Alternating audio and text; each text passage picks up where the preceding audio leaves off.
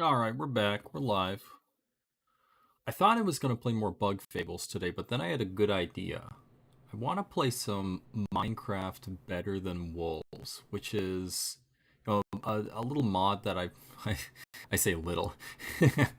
It's a big mod that I've played before, and it tries to keep that overall Minecraft survival experience while making it overall a more difficult, you know, survival gameplay loop, and it also makes the game a lot longer. And the reason, I mean, there are a couple of reasons why I wanted to play this. First of all, I guess I'm a massive masochist because it's a difficult game that has, semi-hardcore aspects to it.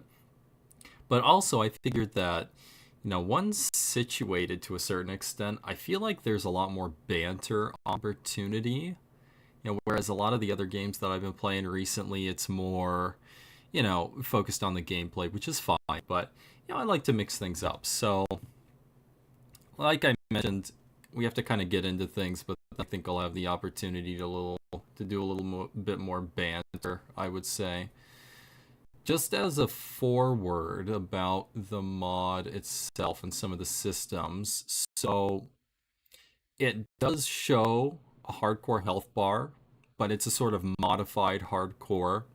The world isn't deleted upon death, and instead you are teleported somewhere random within, the first couple thousand blocks. So if you know the lay of the land and you have infrastructure and you can make it back without dying again, then you can recover your items at that point. I wouldn't count on that happening though, because you have to get pretty lucky or be pretty attentive to what's going on around you in terms of biomes and borders and that sort of thing. Second, the first day is pretty tight. And like I said, I've played before. In order to get established on the first day, you really have to go pretty quickly and know what you're doing in order to maximize your opportunity to live. So we're going to jump into it, and we're going to go a little bit quick here at the beginning. That's my test world. I'm going to delete that. We'll create a new world. World name, oh no. Mode hardcore survival. There's creative, but that doesn't count. And there's no normal survival. There's relaxed difficulty, but come on. Come on. We're gaming. World generator. Panseki. There we go. All this can be default. Done. Create new world.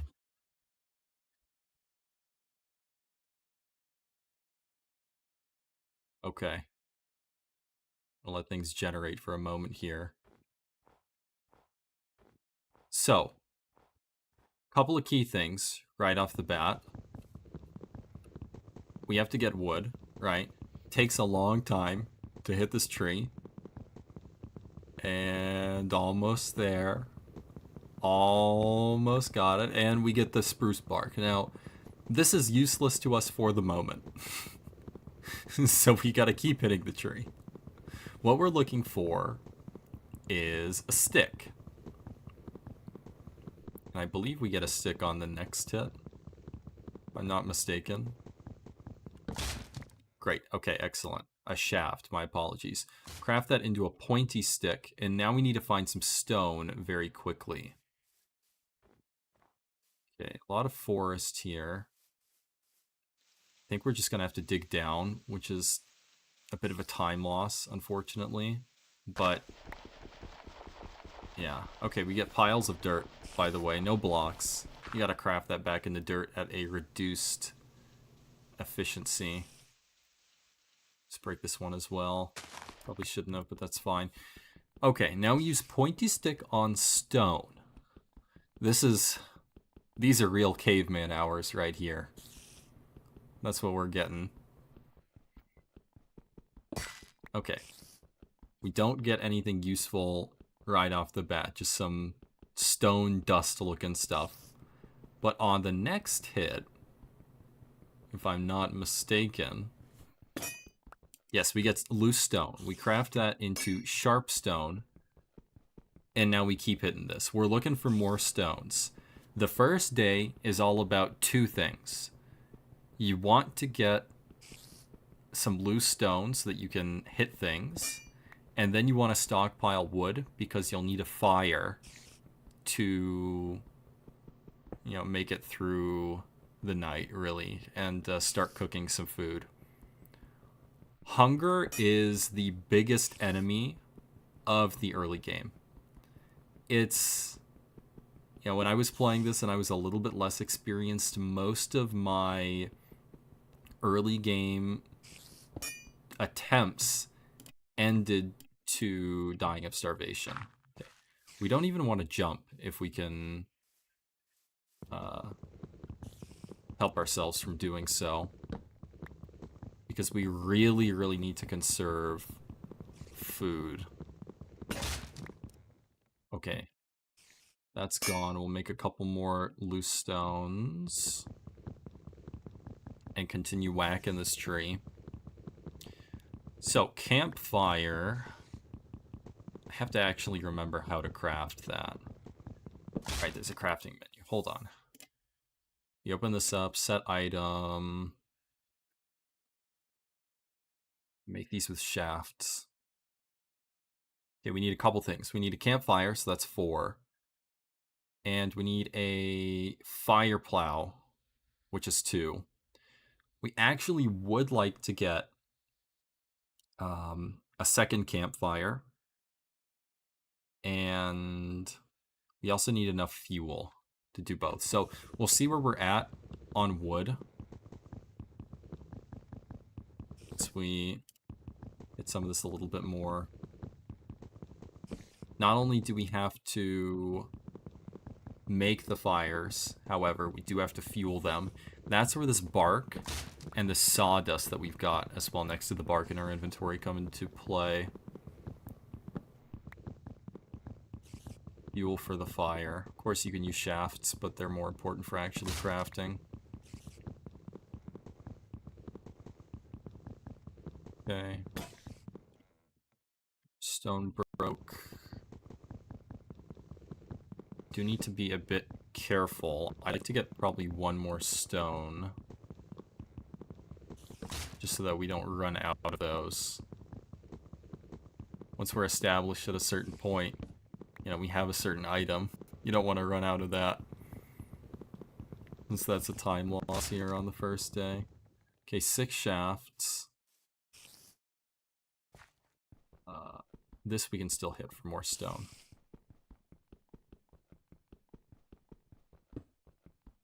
We can get one more out of this, I believe. Yes, when it looks like that, that's all done. Can't do anything else with that. Oh, there was stone right here. Oh. Oh, no. Okay, it's fine. One other thing we're looking for, animals. And that's one of the reasons why I wanted some stones as a little makeshift weapon to destroy some animals and get some food that we can cook over a fire tonight.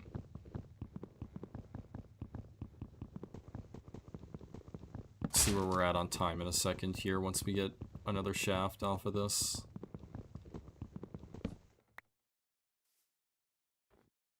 Okay, midday. Okay. We're doing okay so far, I would say.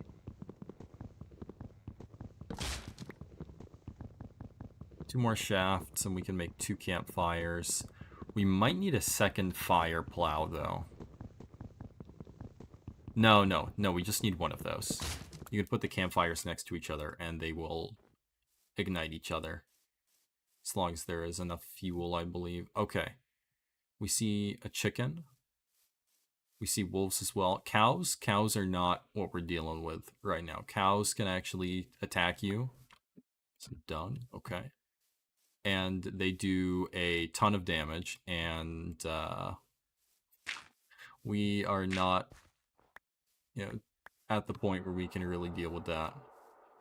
And more cows. The problem is I don't want to adventure out too far. Oh, coal. That's excellent. Okay, a sheep. Excellent. There we go, there we go. Got it, okay. One of the things that is important to keep in mind, I think this will be our base for night 1, right here. When you are... I've lost my train of thought completely. It's fine. Right, animals. So the way animals work in this mod, when you enter into a chunk, or maybe not a chunk specifically, but when you enter into a certain radius or a certain range, animals will spawn. They will then never spawn in that spot again. So in terms of food and survivability, in the early game, you constantly have to be careful of, how far you go, because if you spawn those animals and mobs like zombies or skeletons, I think it's just zombies, but they're very common, right? Mobs like zombies will, actually kill the animals in this mod. And so at that point, you spawn the animals in and nothing has come of it. You've just lost them. Grab some more dirt piles here so that we can walk around a little bit easier. Try to conserve our hunger bar as much as we can while finding some mobs. Here's another sheep. Moving pretty slow on this dirt as well.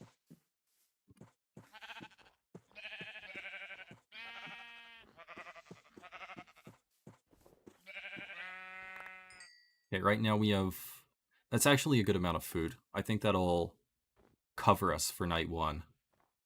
So let's just get a little bit more wood at this point. Maybe this tree right here. This looks like... Oh, alright. That's fine. Get a little bit more wood. Be very careful not to break our last stone here, because we can use that to get more stone without having to craft a pointy stick and waste that.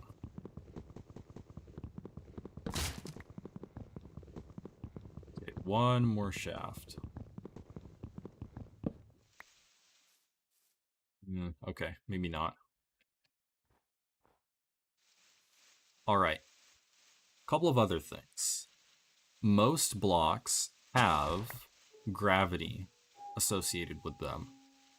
You can see on my right, the dirt right here and here and here now are a little bit different from the grass looking dirt and this dirt that's naturally spawned. This will end up falling, and this happens to neighboring blocks when you dig them out sometimes. And let's see, okay, it's not occurring there, but you have to be a little bit smart with how you do things if you're mining something out. Otherwise, you're gonna cause a bunch of dirt to fall on you. It's not good. So what I'm gonna do here is just collect some regular dirt and use that as something where we can wall this cave up a little bit on both sides.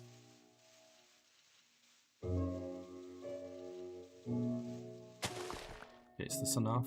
It's getting dark anyway, so... Okay, do this, and then... Alright, this has to be filled. And then... We'll do that, we'll leave a little opening. Oh, we have to create our fire quick. There's darkness as well that comes into play.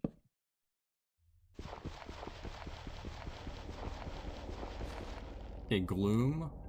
The effect you're seeing there, when you're in darkness, you'll see that gloom effect come up.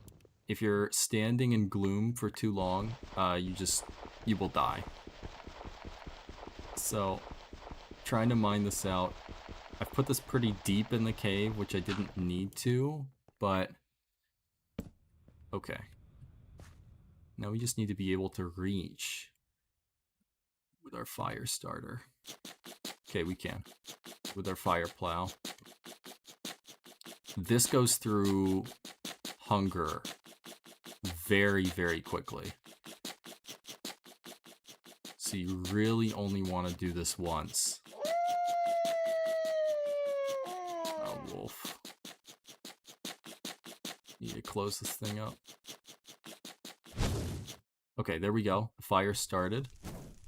You add some fuel to that just by doing that. Raise the amount of fire that we got going on. And then we can make a spit somehow. Let me double check that.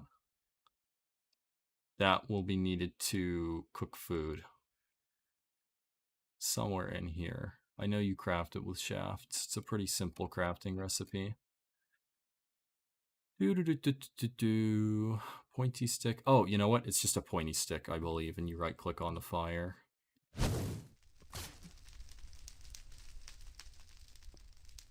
We go. One there, one there. And we will start cooking this mutton. Now, you have to manage the flame on these. If it goes too high, then it'll burn the food. And if it's too low, it won't cook the food. If the fire goes out midway through, then you lose out on that timer. You have to go and restart all over again with the cooking process. So I'm being a little bit cheeky here. Oh, you know what? I have just used my stone on accident. I have to get another one and waste a shaft. That is unfortunate. But, oh well.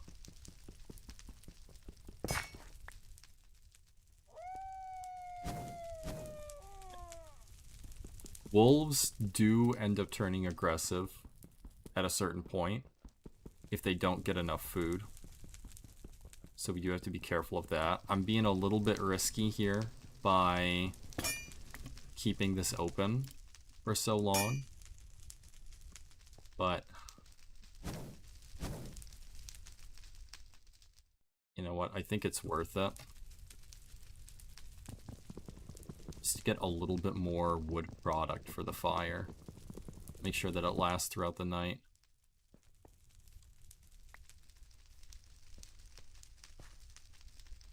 Now we can kind of close this up. Just go that much. A little bit more. Get those cooking. Okay, the back of our cave here is empty, which is good. And now we begin to gather resources. So the fact that there is coal here is huge for us.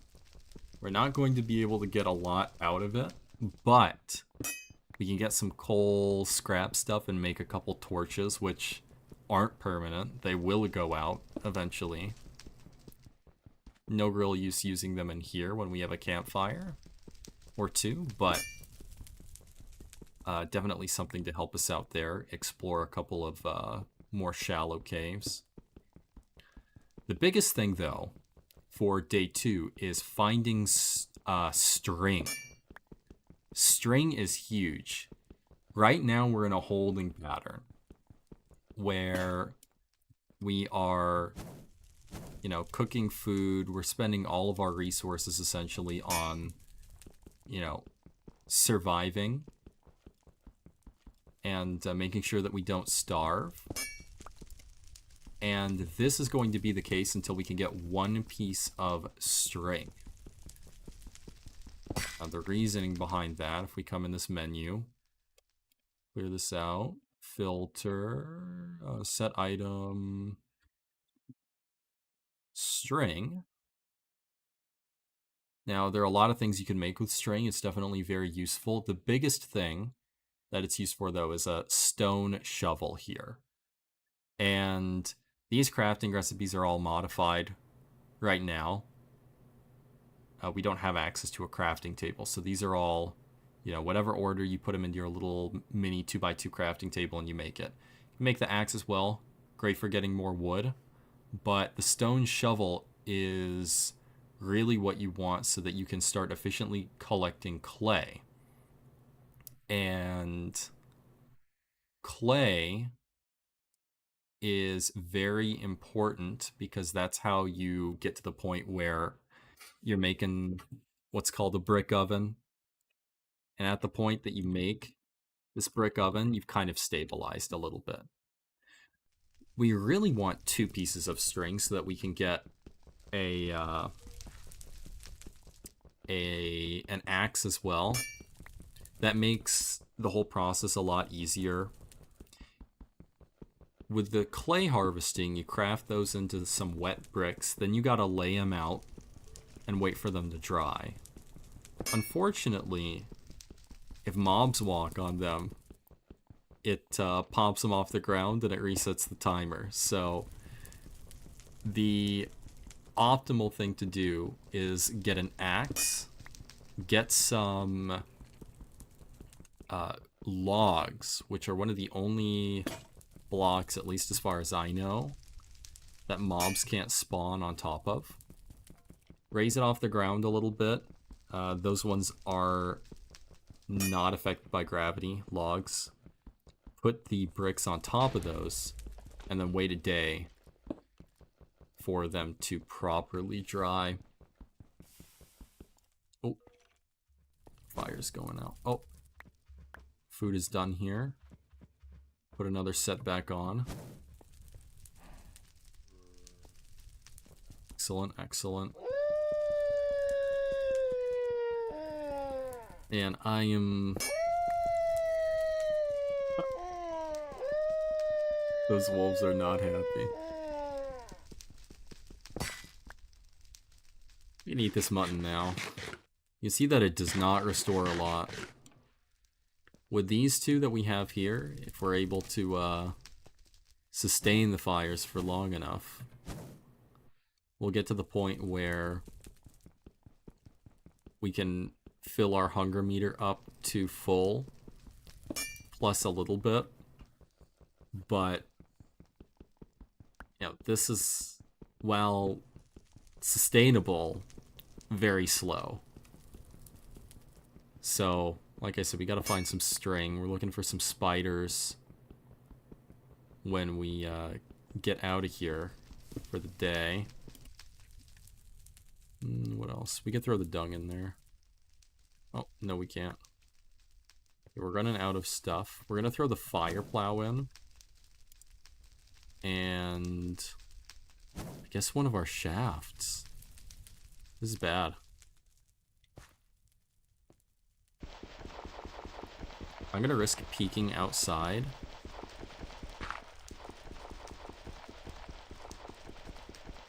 We can't mine that one log at the bottom. Those are unmineable.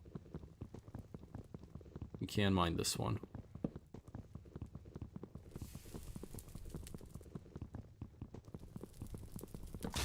Hear the fire going out. Okay, that's bad.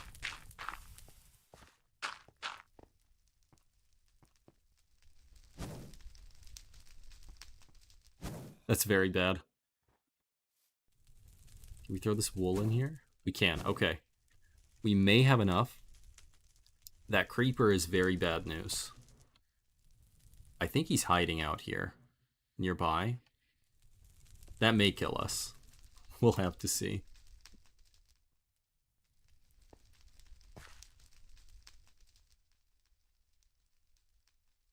It's becoming daytime.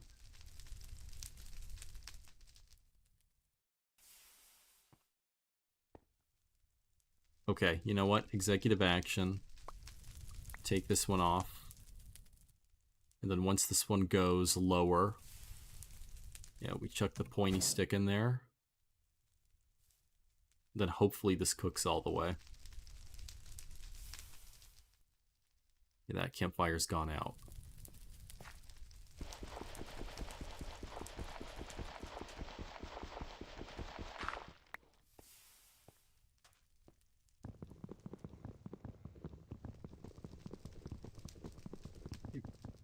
piece of food cooked, so...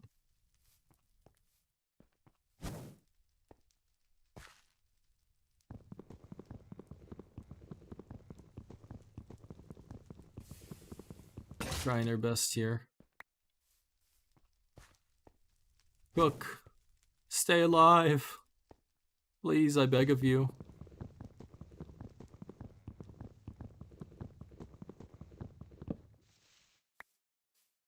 If this one survives and cooks, then I think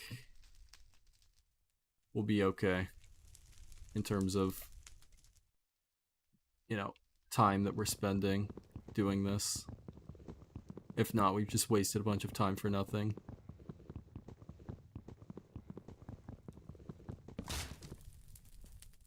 It's like the fire spread through the ground, which is funny.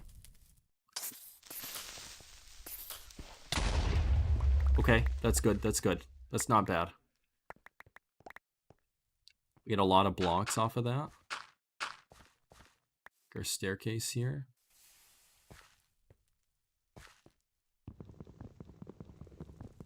Break this. Get a piece of bark. Chuck it in the fire. Stabilize? Stabilize? Okay, we are gonna have to re-wall a lot of this, but can't be helped.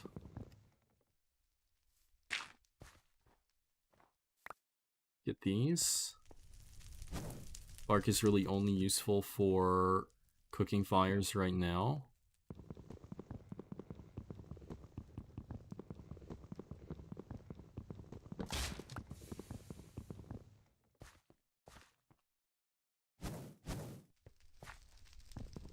I mean, I guess we'll gather more shafts for the moment.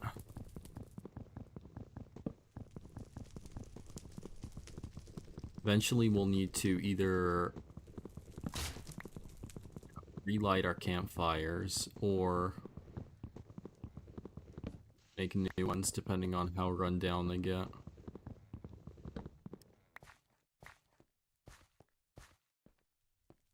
Okay, nice.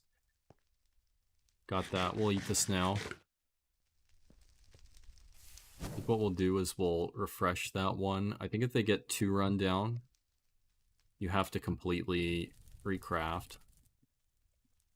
Just throw that in there. Okay. Now we look for string.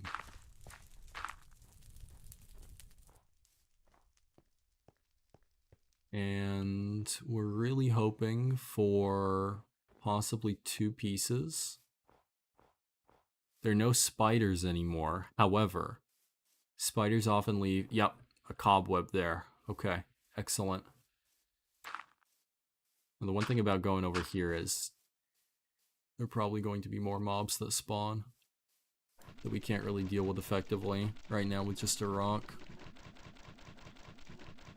They may end up getting killed by some zombies or the like.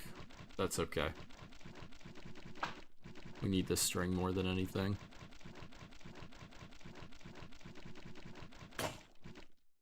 That broke. Make a few more rocks. Let's see if we can find one more. Oh, hey.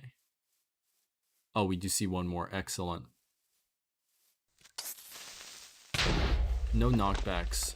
No knockback on rocks, by the way, as a weapon.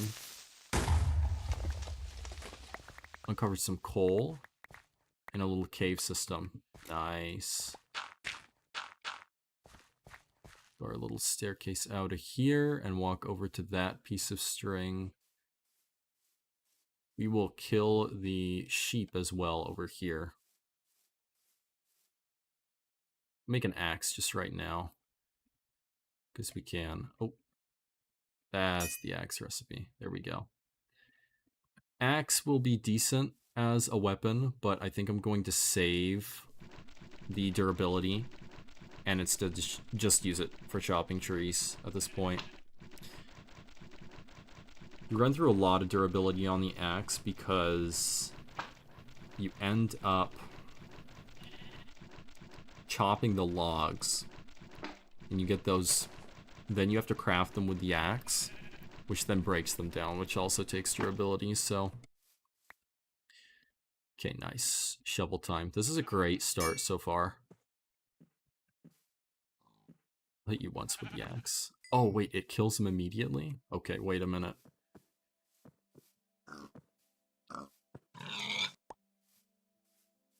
We may use this to save time right now.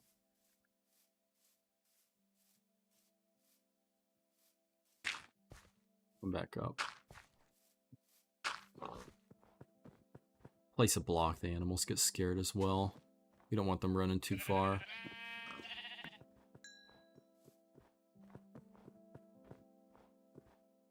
Yeah, come back, come back, come back. No, no, no, no, no.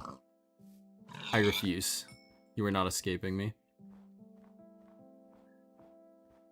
We just need to walk back to our place. We ignore cows. We do not fight cows in this household. Such folly is reserved for the creatures of the night. Yeah, when they get scared and run around like that, that's when they can hit you. Also when they're just attacked. This way. We know there's some caves over in that direction. We got our little, pillar marking where we live. Okay. We'll get some logs now. While we're up here. Then we'll start getting some clay.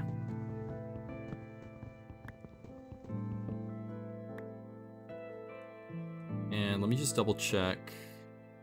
Brick oven takes 4 loose slabs. And you make a loose slab with 4. So you need 16 for 1 oven. In terms of clay. Gotcha, gotcha. That means we want 16 logs. To hold them. What I would like to do is put down a couple extra. But this all comes down to, you know, how much clay we can get as well. If we aren't able to find enough, then we may wait.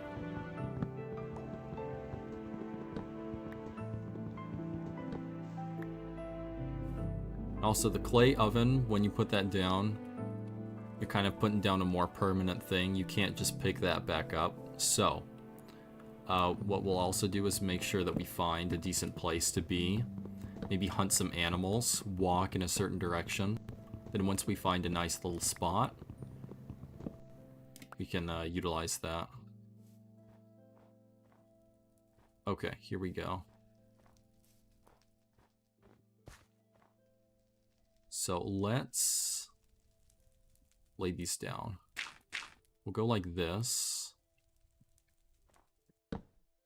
Put that one here, but build off of that. 1, 2. This doesn't have to be pretty. 3, 4, 5, 6, 7, 8. Use the shovel a little bit to save time. Get some of this dirt out of the way so mobs can't jump up on it.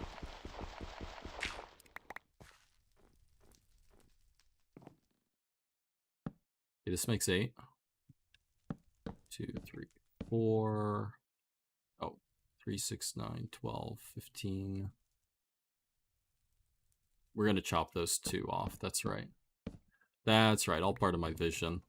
We're going to make extra sure mobs can't jump up on here. Because that would ruin everything. Now we search for clay in areas of water. Let me just check my fire really quickly. Okay, these are dead. So, pick those up. We're going to need a new fire starter as well. So we'll take our logs that we have here. Craft those. We get that many shafts. Our axe is dying. Which is not great, but it's fine. All part of the plan. All a noble sacrifice for our ends, our deeds. Sugarcane is nice. We'll grab that.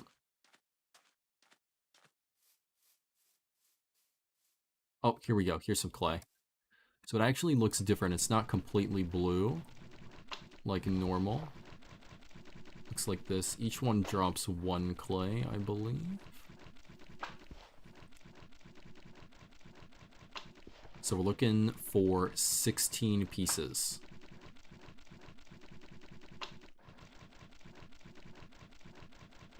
Gotta watch our hunger as well. And the progress of the day. Should probably head back sometime soon here. We're gonna have to make new fires.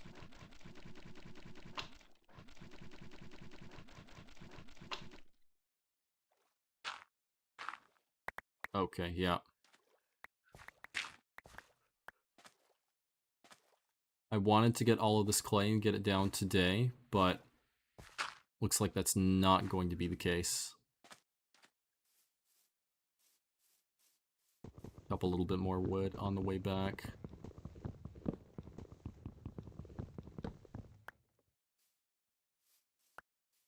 Okay, we gotta hurry. I cut it close, probably a little bit too close. We have to wall up as well. We'll wait a second on that. 1 fire for now. Fire plow.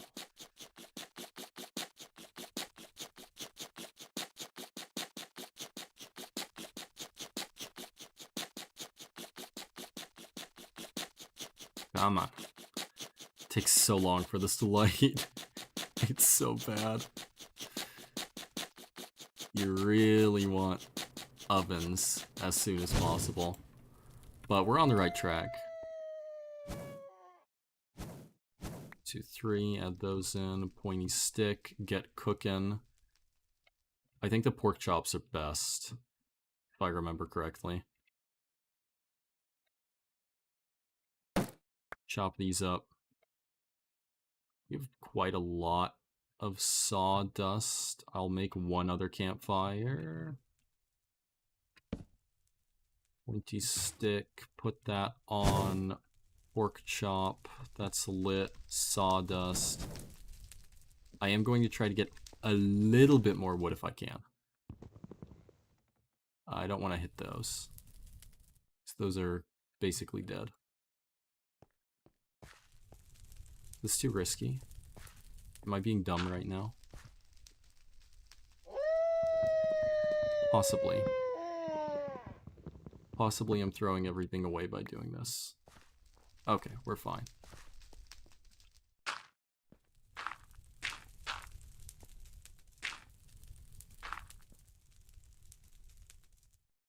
Okay, and now we repeat. Rags is almost dead. That's fine. So here's where I mentioned being able to banter more. We're sitting in a cave, caveman style, waiting for our food to cook while tending to the fire. Oh, and you know what? Hang on, can we... There's a recipe for knitting as well. We're gonna do some knitting while we sit here in the pale light of the fire as it casts its shadows upon the cave. How do you make knitting needles? 2 pointy sticks. Alright, do that. Add this white wool on here. And look at us. We're knitting. I guess this is how they used to do it. This is how people used to live. Sitting in caves, knitting things, struggling to survive day by day. Man, I do not want to go back to those times. Hopefully no major, world event happens where it sends everyone back to the Dark Ages. I would not enjoy that. I'm very much content with sitting here, enjoying my time playing some video games rather than struggling to survive. I mean, I guess in a sense that's what I'm doing right now through the video game. But I'd rather not have my life in danger. That would be That's probably best. I think most people would agree with that. That's not really a hot take. I wouldn't even really want to go back to, like, the 1940s or anything like that. You know, anything earlier than the 2000s just seems like a bad time. You know, actually, the 90s and the 80s are probably fine. 70s, you're probably still okay. Once you get back to, you know, the Cold War, I think that was in the 70s, though. Yeah, once you get as far back as the Cold War, and, you know, that's not fun. And then further back than that, before that, you know, you have World War II in there, but even things like, you know, medicine, technology, of course, but, you know, food hygiene, pretty terrible. Pretty horrible. Not something I would like to experience, so I'm content with this. Playing some Minecraft. Hopefully our pork chops get done soon. Throw some more sawdust on these. Don't want to throw too much on them, though. So we have 12 clay. We need 4 more pieces. Then it takes a full day for all of those pieces to cook. Oh, yes. Excellent. Throw another one on here. So what the plan will be is to stock up on a little bit of food if we can with our campfires. Might be a little bit tricky since we're running out of our axe. But we can stock up a little bit of food. Maybe head into that plains biome in that direction. Get out of the snow. I think that would be best. I don't want to stay in this area. There aren't any temperature things that we have to worry about, but what we do have to worry about is actually quality of wood. And I think the dark oak is not as great. The spruce wood. We really want oak or birch in, you know, a good large supply, if we can manage that. And so I think going across the plains biome, maybe hunting some creatures during that time, probably good. And you know what? If we're leaving this area, we should probably hit this coal as much as we can here. Get as much as we can off of this. Yeah, that's probably a good plan.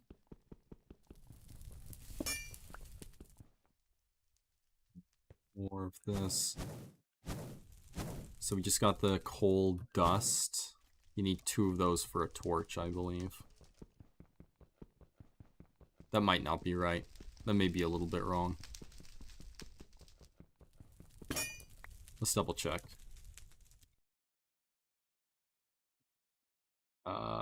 Coal, excuse me. Coal dust.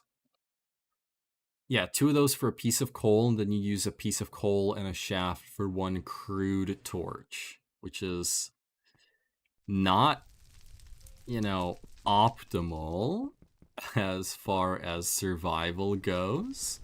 Only getting 1 torch, but hey, it's better than nothing. That's kind of the definition of the early game here, I would say. Better than nothing. You know, we're not dead yet, so good start. Oh, I hear a spider. That's very, very good. If we can kill the spider, then we have a chance at another piece of string. But even it just, you know, leaving a piece of string on the ground somewhere that we can then get for another axe would be very, very big for us right now. Stabilize with our wood supply a little bit. Have something for another weapon. Oh, you know what though? I think we can make clubs, can't we? How does that work? Oh, hold on.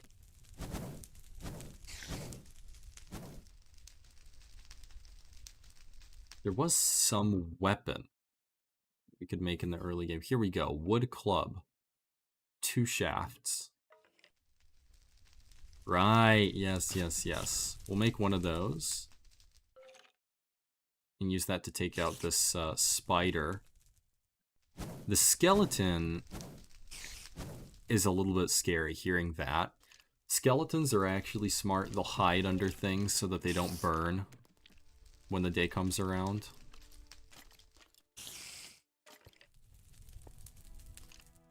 Yeah, I see him. I think he's looking for an angle on me. Hey, get out of here. See if we can cook this up. Nice that we got some pork chops, because those restore a little bit more than mutton. We don't want the spider to despawn. Just gonna take a peek. Hello. How's it going?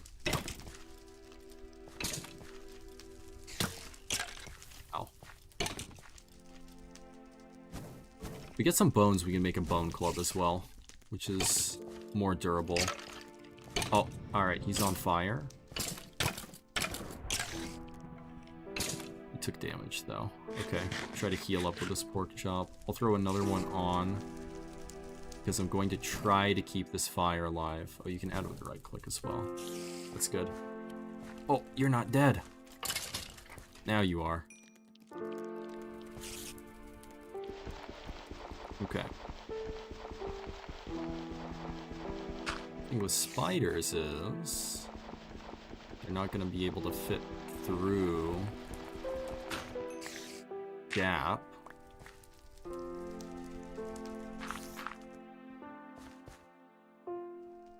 But one thing we have to be careful of is when he throws this web, we don't get caught in it.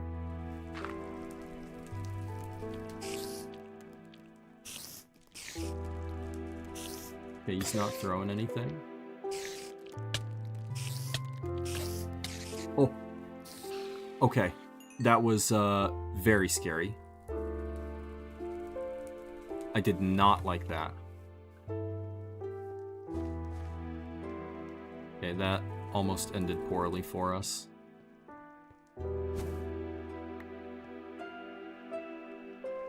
What do we do here?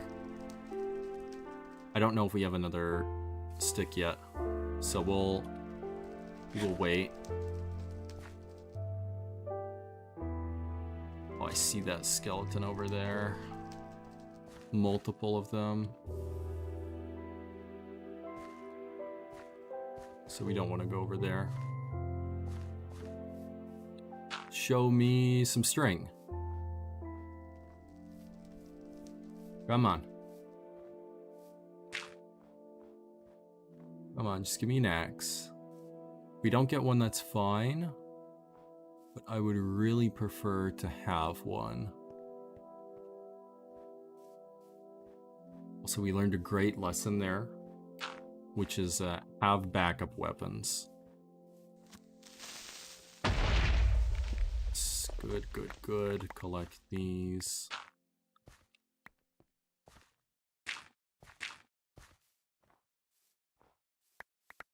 I'm not seeing any more string, unfortunately. Doesn't help that we're in snow biome and it's kind of hard to see with the snow. Here out into the plains, oftentimes you'll find some very easily there. Okay, there's one all the way over there. Is that worth it? Yes. I have deemed it to be worth. We are going.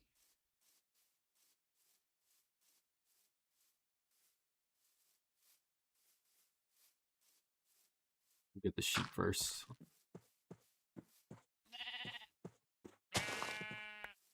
Nice. One hit him.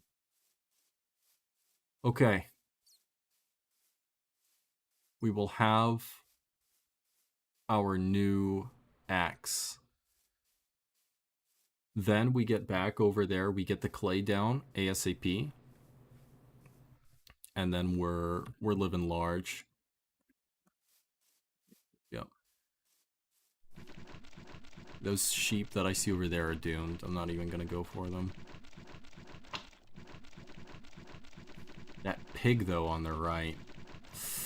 That's tempting. I think I'll get him. I hear some lava as well. It's scary. Just, you know, for normal reasons.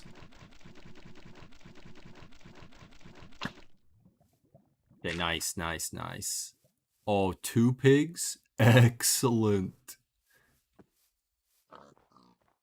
Gonna jump for these.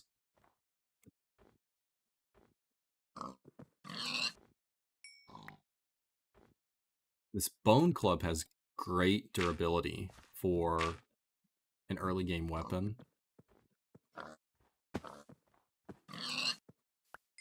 We saw one more. We'll get that one, and then that will be the extent. Oh, I don't see him anymore. Not worth it. We're out of here. Not even going to bother with that sugarcane as well. We need to move. We don't have time. We got to walk all the way back.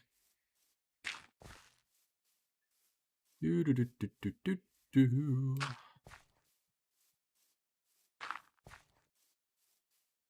There's something about these older versions of Minecraft, man. You know, I think it goes for everyone who's played, you know, since, I mean, this isn't as far back as beta, but I'll just say as far back as beta. There's something about Minecraft in its sort of kind of lonesome, almost soundtrack that evokes some sort of emotion within me, man. Intense nostalgia. Let's get this clay. And while this version isn't exactly that, it's not as far back as the beta, which is what I originally played. It is definitely a little bit more nostalgic compared to normal Minecraft. I have no problems with normal Minecraft. Don't get me wrong. I think that, you know, a game is just going to advance. Like, you know, a game like Minecraft where you have this big team and it has all of this popularity, but I do enjoy the simplicity that it had in the past. Okay, we got our 16. We're just gonna go with 16, I think. No, we'll grab one more. No. Now, why do we need one more? We don't.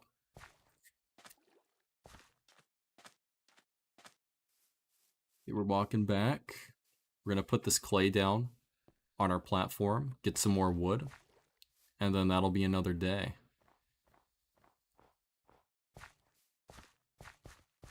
Set up our campfires again, which is not great, but okay, here we go. Wet bricks. Slap all of these down. And we don't want anything stepping on those, including ourselves. Now, get our axe again, and we go to town on some of these trees. Wood quality, I don't think really matters until you get the brick oven, so these spruce are fine for now. Chop these down.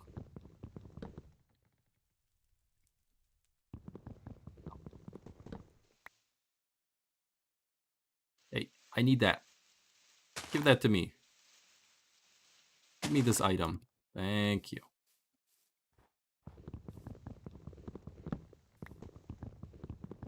Man, if only being a lumberjack was this easy, everyone would do it.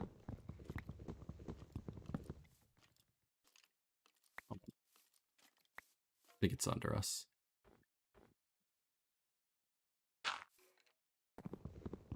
But that job is technical, man. Being a lumberjack. Gotta make sure you know which way things are falling. When you do it, you gotta be precise with your cuts. And don't even get me started about the people who go up to the top of the tree and cut it down from the top. My goodness. I'd never do that. I'm not a fan of heights. Well, you know, I say heights.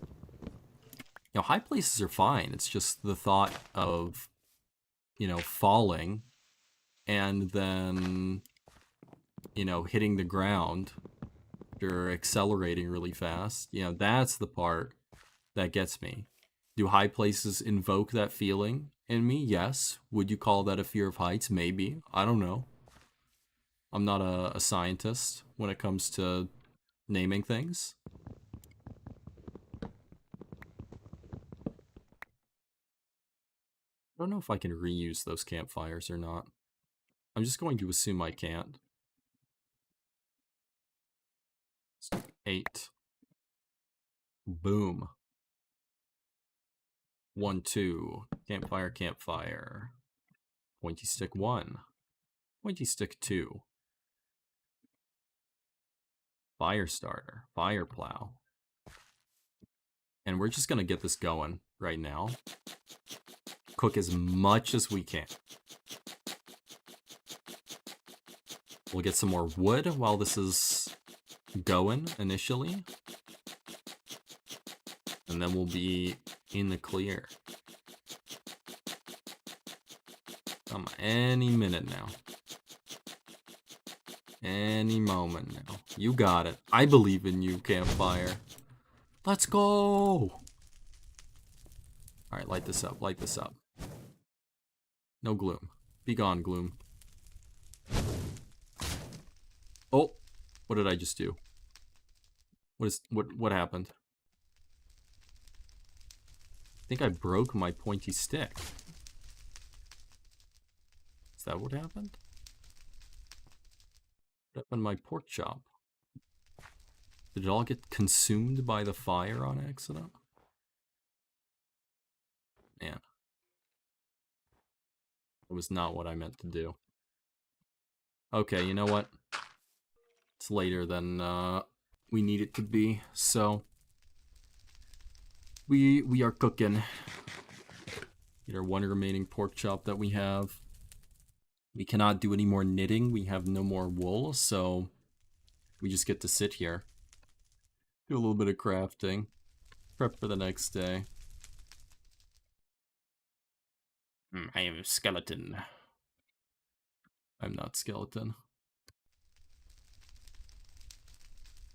Okay, okay. Yeah, thankfully, you know, there are no repercussions of being a caveman as far as, you know, sickness, dying of, you know, curable disease. That is not a part of this mod, thankfully. Man, I can't even imagine, like, the 1600s doing, well, not doing, having medical things done to you, and you believing that the body needs their balance of the 4 humors. What is it? Blood, black bile, some other ones that I forget. Man, that's crazy. But, I mean, that's how it is, right? You don't know. They had no clue about germs. Alright, excuse me, wolves, if you could please shut up. I'm speaking right now. I'm monologuing. Thank you very much. Yeah.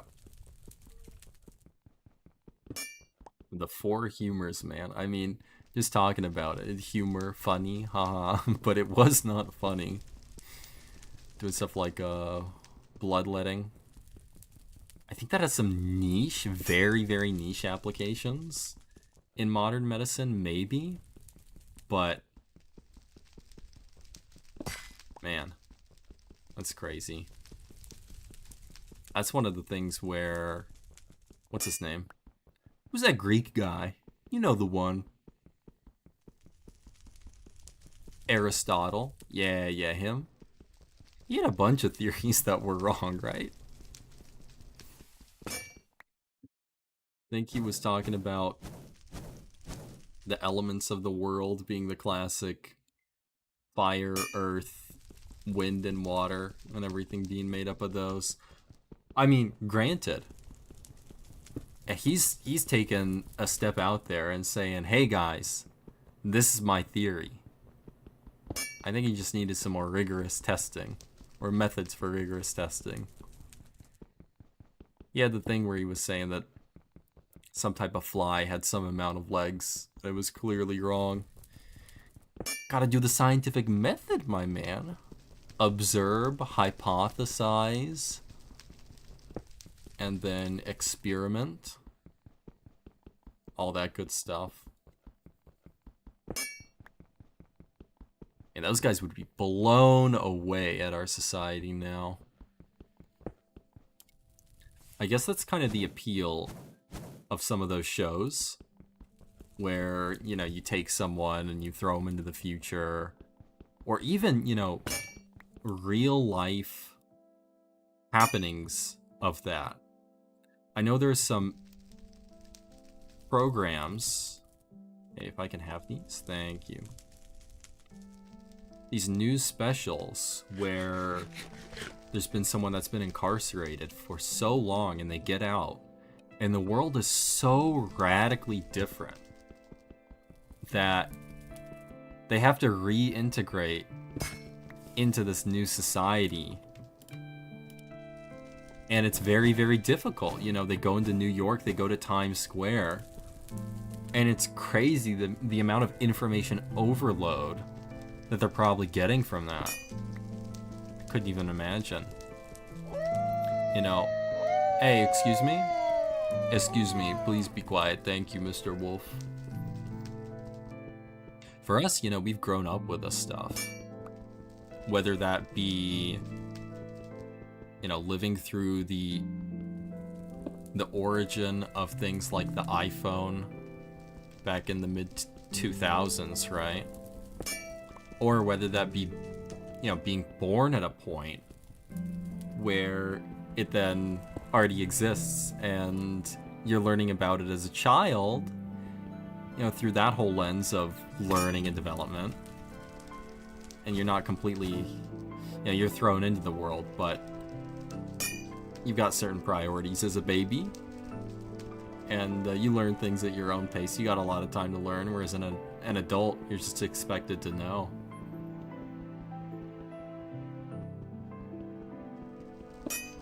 Man, that makes me think about some of those, you know, undiscovered or uncontacted tribes as well that are out there in places like, you know, the Amazon, that sort of thing.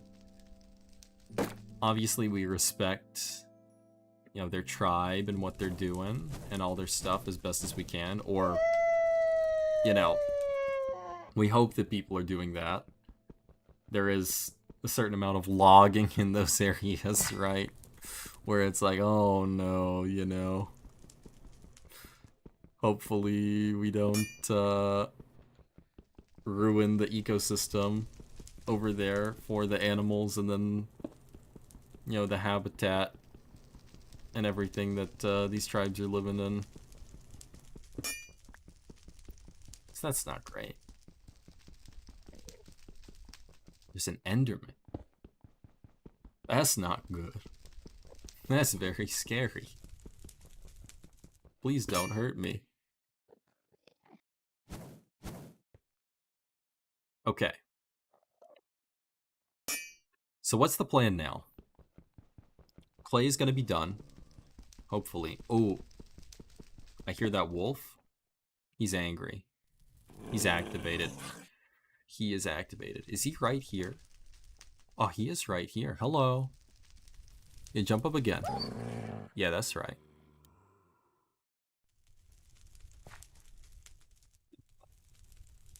Hey, excuse me. We could jump again so I can hit you. I'd love that. You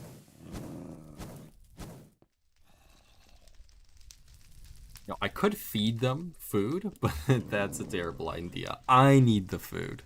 It's mine. They're not getting it. We're just gonna get more stone for now.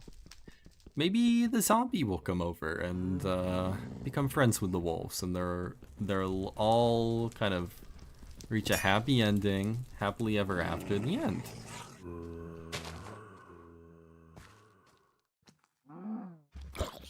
Oh yeah, get him! Get him, Mr. Cow!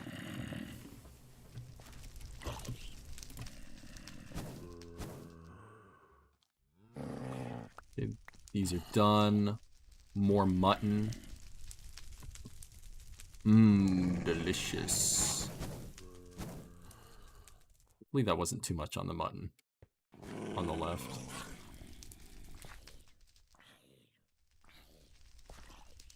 Hello? Jump, please. I'm a reaction speed king. I will take you down. I missed. Okay, no problem. Come on. I missed again. This is an embarrassment.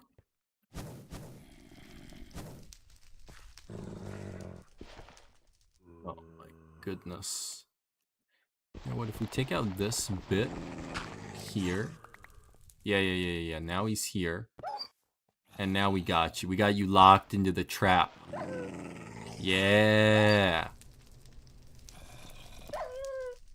Probably should have killed him with the stone, but oh well. Weapon is made to be used. Okay. Now the problem is I think there was another one. So we're just gonna cook that up.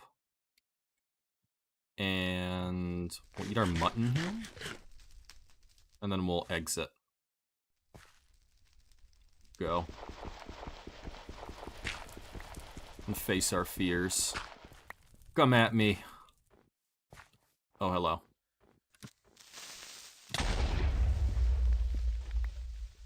Great. Excellent.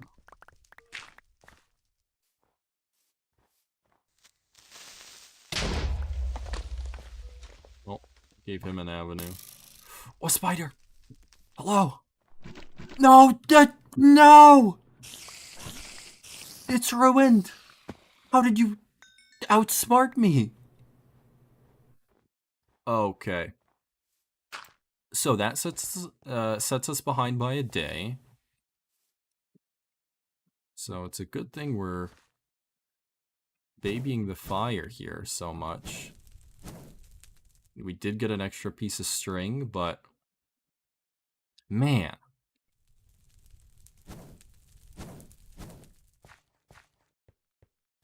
I really built this too close, huh?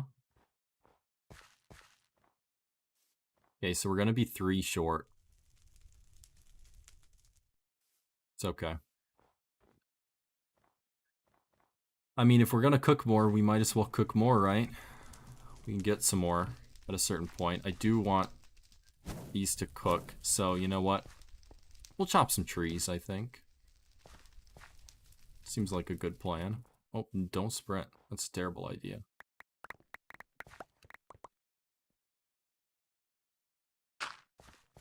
Gotta stay close by, though, so that we can tend to our fire.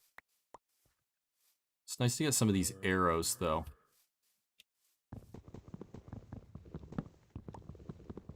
Once we can make a bow, those will come in handy. These are the, kind of garbage arrows, but that's okay. They still do damage. They're still a ranged projectile.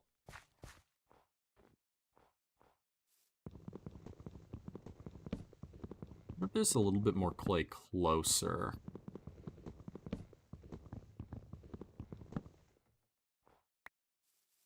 Anything over here that I missed previously?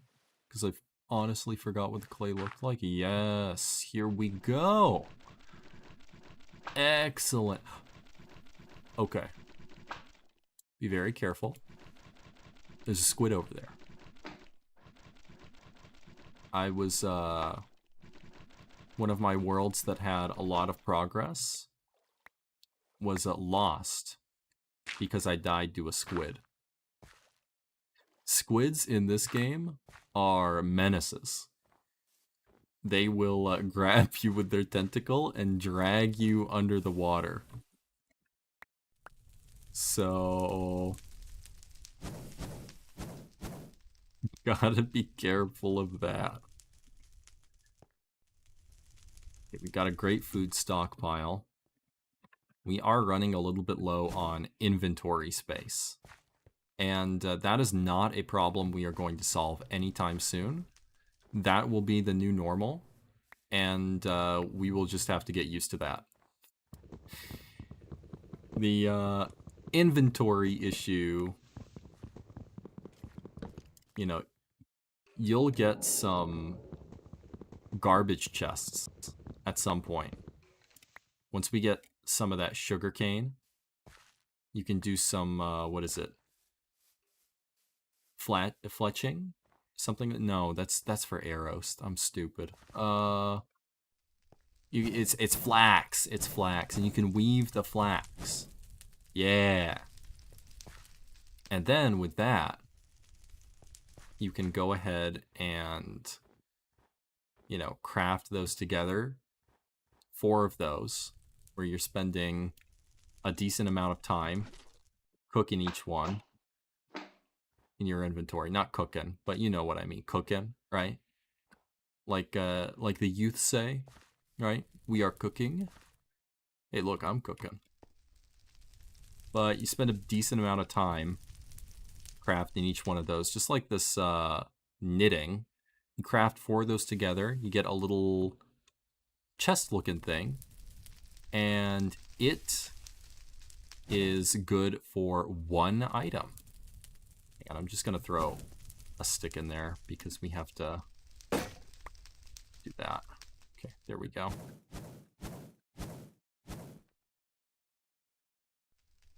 We'll craft another axe.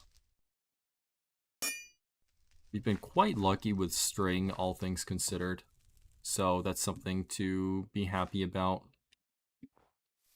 And if we can keep these fires alive and not have them go out here, that is going to be very good for our food economy. Using that fire plow is insane in terms of how much food that takes away from your food bar. So we can save that, and that's great.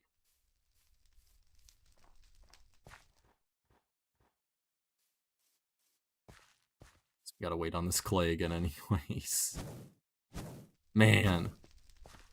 You know what I'm gonna do? I'm just gonna make sure that doesn't happen again. It was unlucky, but also kind of my own fault, I would say. I thought about that being a possibility of a spider being able to get on it by doing some jump maneuvers, but I was like, nah, we're fine. It's fine. It was not fine. Let me knock these down. Right, okay. That is, thank you for that. A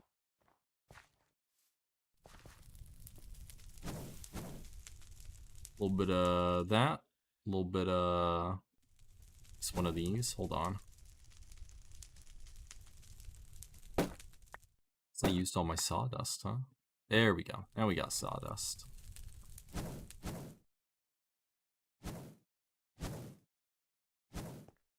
Should be good. More chopping.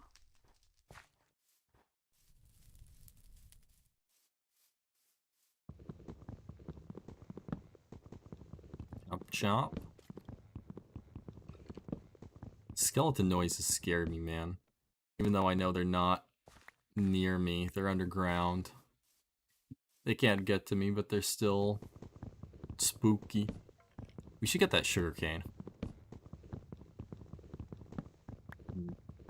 Yeah, we'll do that today.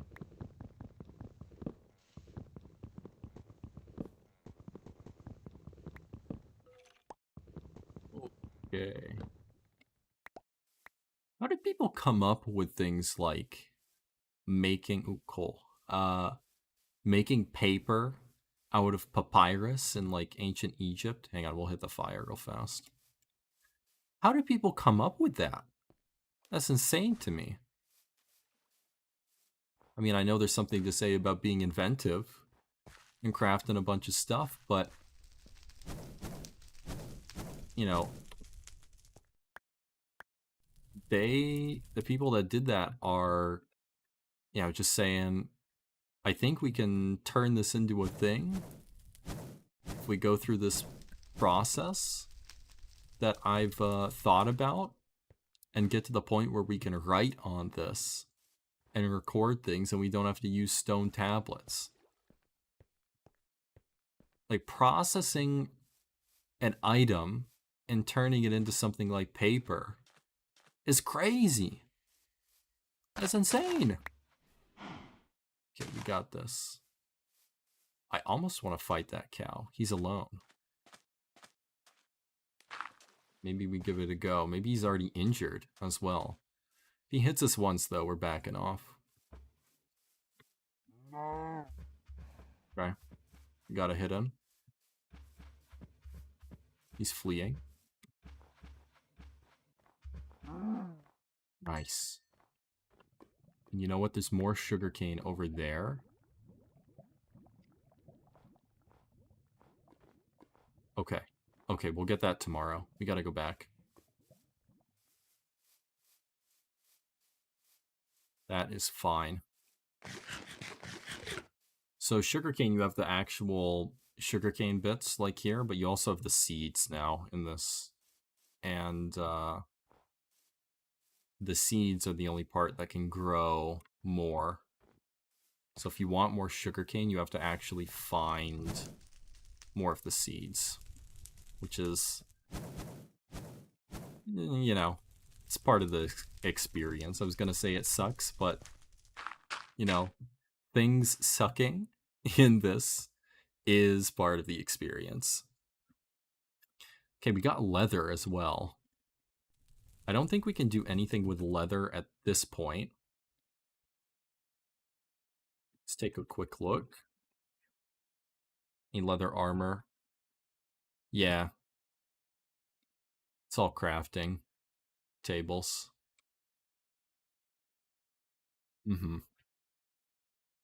Okay. Well, good to have, so we can make armor eventually. I will say, though, crafting tables take a while.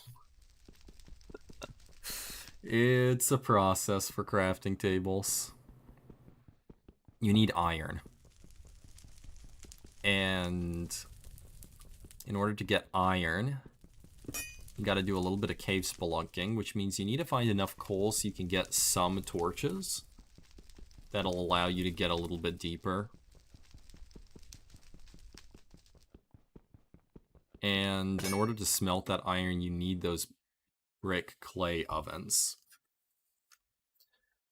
So that's kind of the loop at the beginning. Ooh, okay. It's almost a new moon. That's one thing that you do have to be careful about. When there's no moon that's visible, then the entire place is covered in gloom, which will kill you if you stand in it for long enough. So tomorrow night, we have to be careful. I don't know if I want to do a big adventure at that point, just in case. Because that sounds a little bit scary. If you get caught out, you can very easily die in that state. Here we go, wicker weaving. That's what this is. We'll do some wicker weaving. I mean, wicker weaving, making baskets, that I understand. I can rationalize, okay. Caveman, right. You're carrying some berries in your hands. You're like, no, dude, I need more berries. I can only carry like 20 in my hands. And then, you know, you think about increasing the surface area of what you can go ahead and use as something to carry things. Maybe you get like a piece of leather initially. You try it out with that. Then, that does some good, but then you take some plants. You start twisting things together. You get a basket. That makes sense to me. Not saying that it's something I would figure out. Maybe, I don't know. I'm not a caveman. I think it's still smart. Basket weaving. Way back then. Definitely.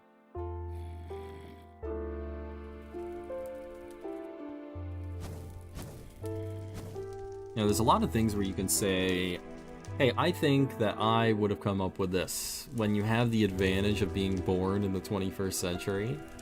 But, there's a lot of things out there. Like, I don't know. I think some things come naturally from just the fact that people will pay for certain things. Like, I'm thinking pizza delivery, right? Okay, hold on a second. First of all, you make this delicious food. Everyone loves it, right? And then people are just naturally saying, hey, I wish that I could eat this, without coming all the way over here. And that's when you say, oh, I'll just have like a friend of mine bring it to me. And then, the friend of yours brings it to you. You're like, wait a minute. I bet other people want this, but they don't have a friend, right?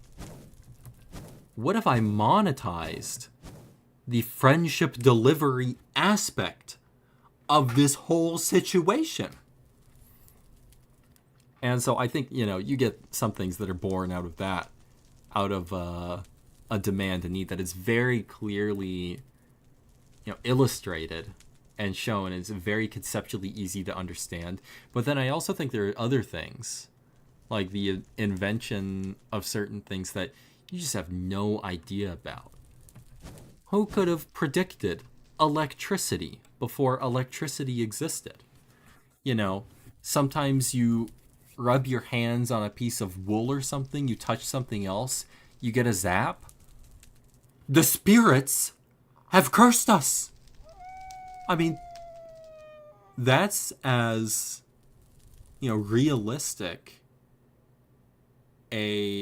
of an hypothesis as, this electricity thing eventually will come to be one of the forefront forces in propelling our society forward. Like, either one sounds about right, in about the same in terms of the feasibility of that. So, there's a lot to be gained from having that foresight and that perspective of being someone that lives in the 21st century, right?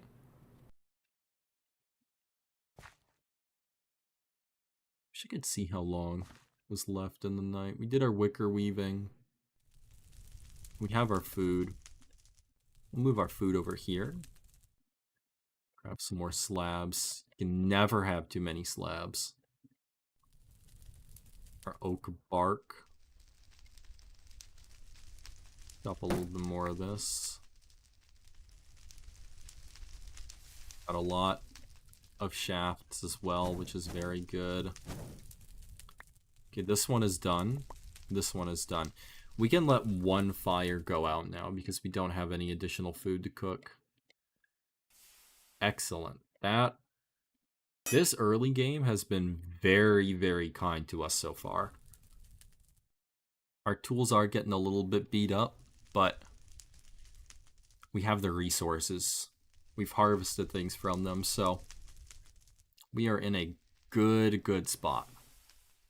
Okay, that's gone out. Let me just fuel this one a little bit now.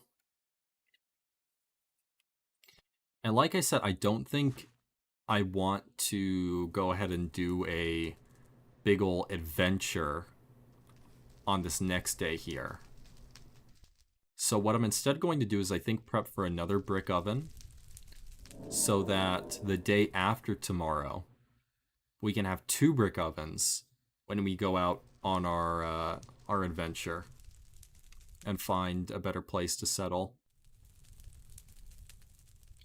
We'll also be getting a lot of food. That'll serve as a hunting trip as well. I think we're going to go to where those plains are.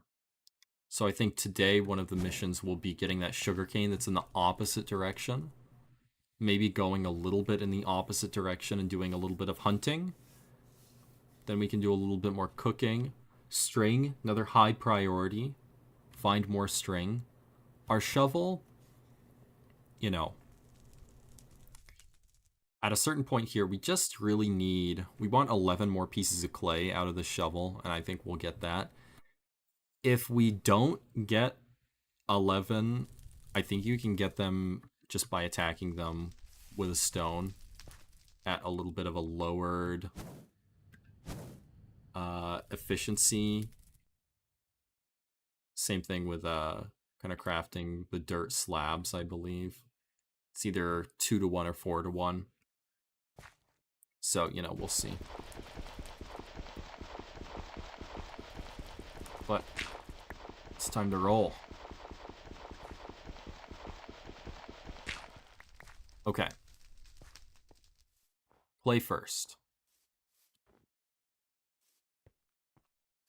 Actually, clay is probably in the direction of the sugarcane as well. But you know what? We're already going this way. We're fine.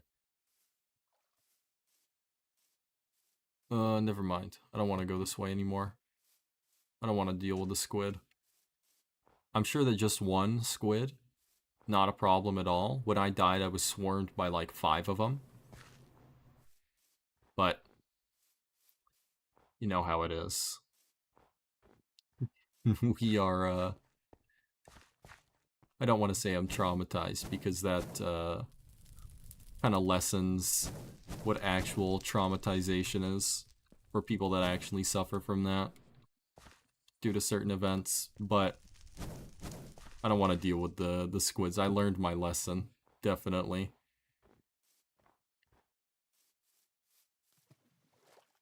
So we will go this way.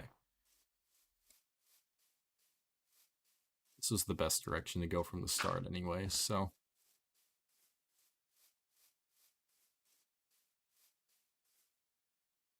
Craft a couple more wooden clubs.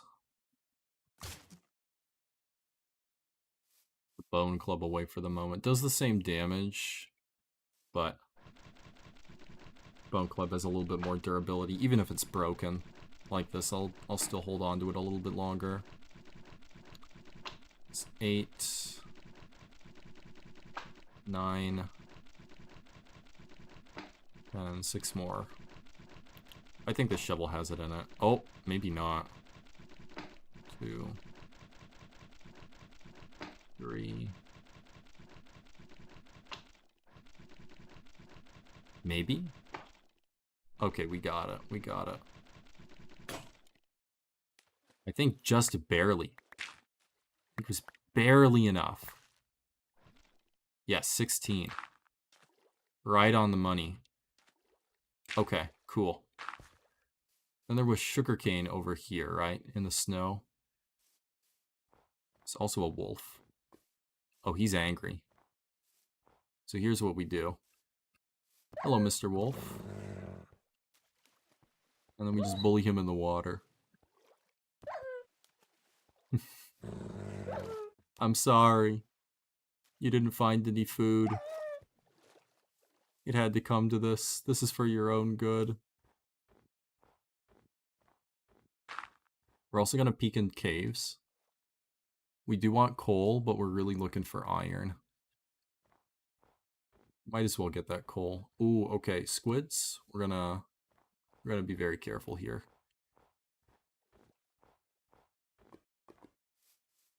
There's some lava again.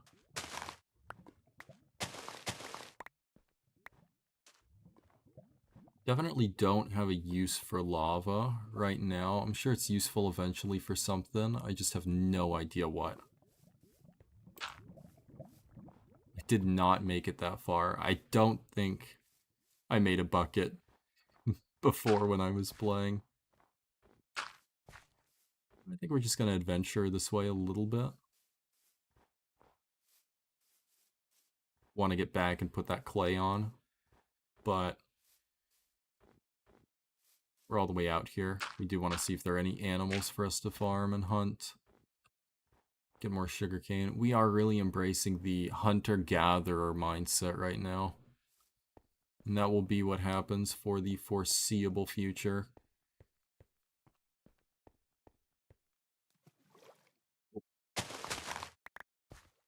Don't really want to use stamina to swim if I can avoid it. Okay, we got a cow. I did see the sheep here, though.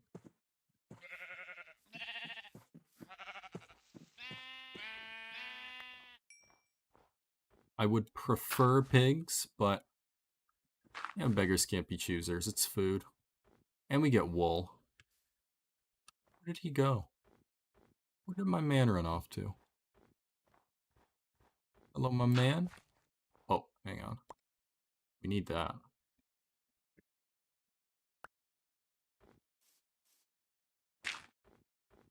Mr. Sheep? Oh, here's one. I don't know if he's the same one.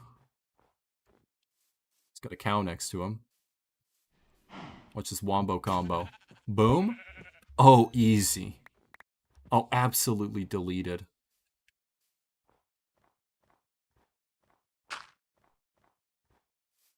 Alright. Like I said before, we're not touching the cows right now. That's not... I'm not going to tempt fate too much.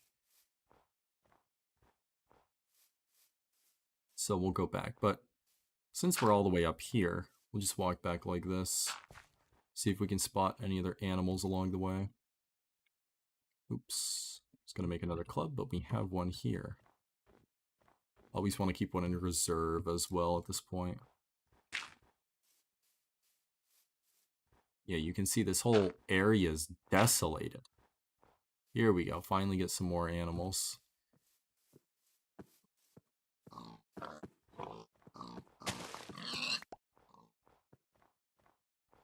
Nice bunch of pigs. Hey.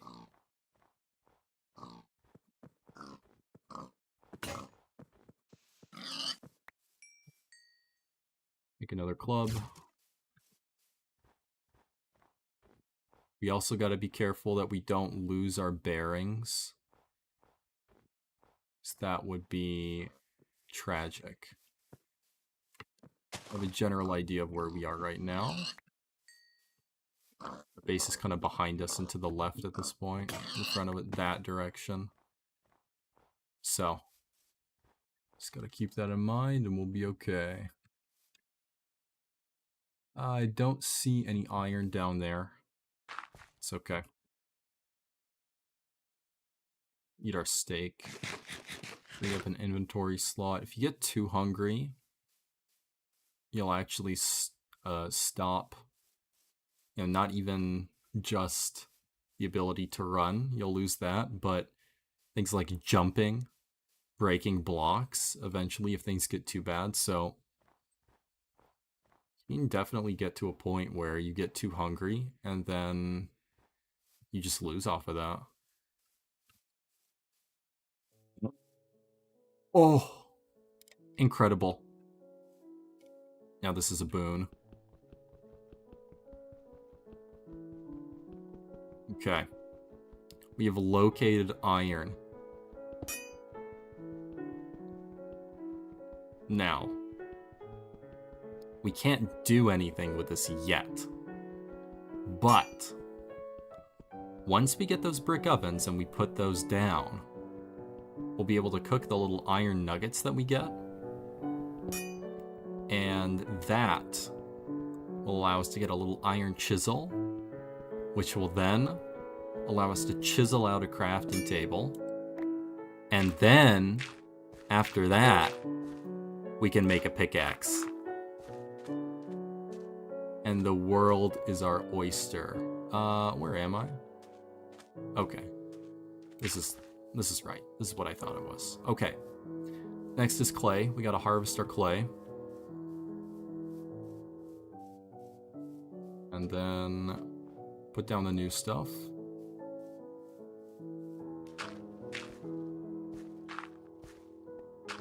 Walk up here. Throw down path. Okay, there we go. This is all done.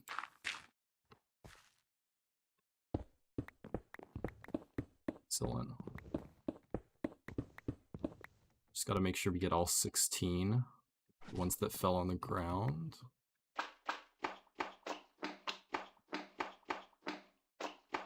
Place them. There we go. Nice. We can make our brick oven now.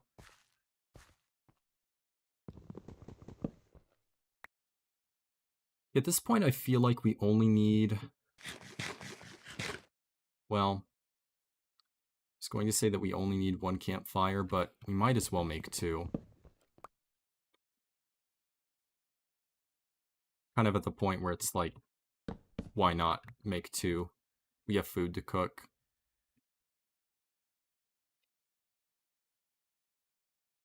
Okay, get the fire plow, we'll start that. And we will cook throughout the night once again. We're almost at the point where we've stabilized. We have the stuff for the clay oven. We're just gonna hang out on this night because it's a new moon, I believe, and then, you know, we'll go from there. Okay. Build that fire up, please. Okay, what do we have to cook? We'll cook the mutton first to free up an inventory slot sooner rather than later. And night is falling. We'll block ourselves in at this point. Okay. Excellent.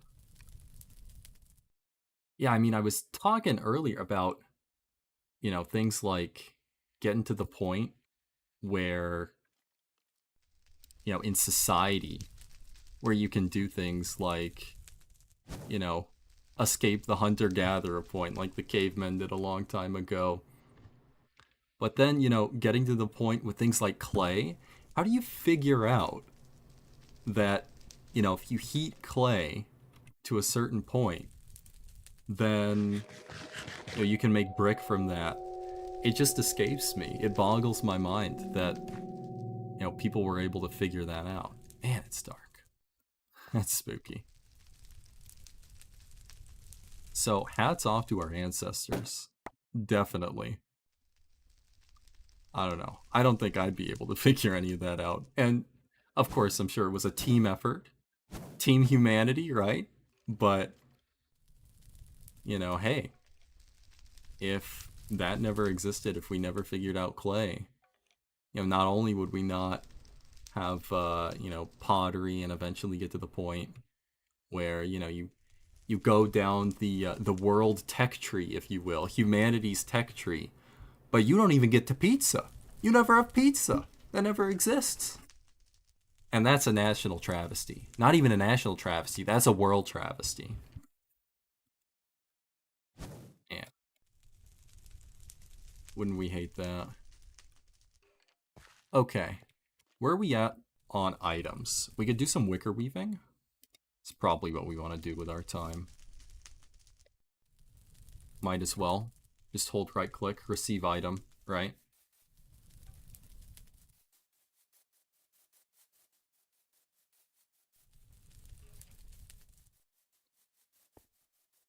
Okay, we'll create this in our little dirt cave hovel.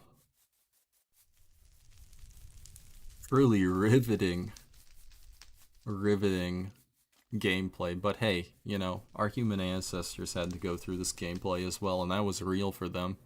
And that took hundreds of thousands of years, so I'm not complaining.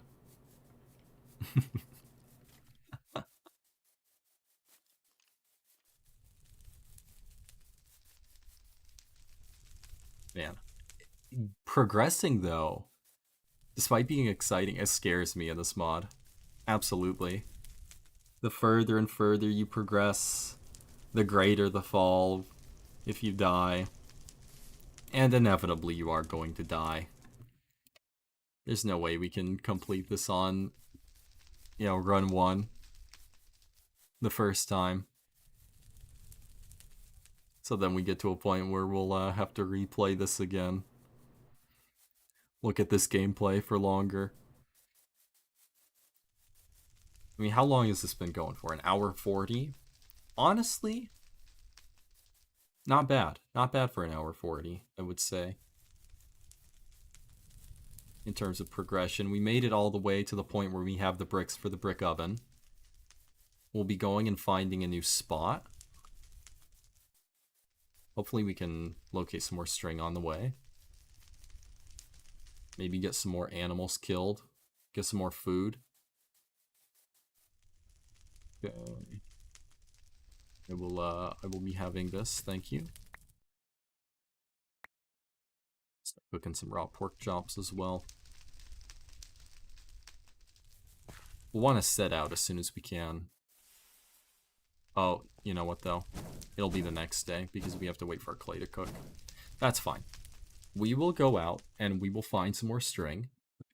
And then any spider that crosses our path will rue the day that they thought that they could step to us, the main protagonist. And we will secure our fortune. We will become the lords of string. We will rule over all those who do not have such a valuable resource. Oh, be careful. Don't throw the wicker weaving in there. That's not what I want to do. But we have our game plan. All we gotta do is wait one more day. We'll have 2 brick ovens. We have piles of iron ore. We're gaming right now. This is incredible.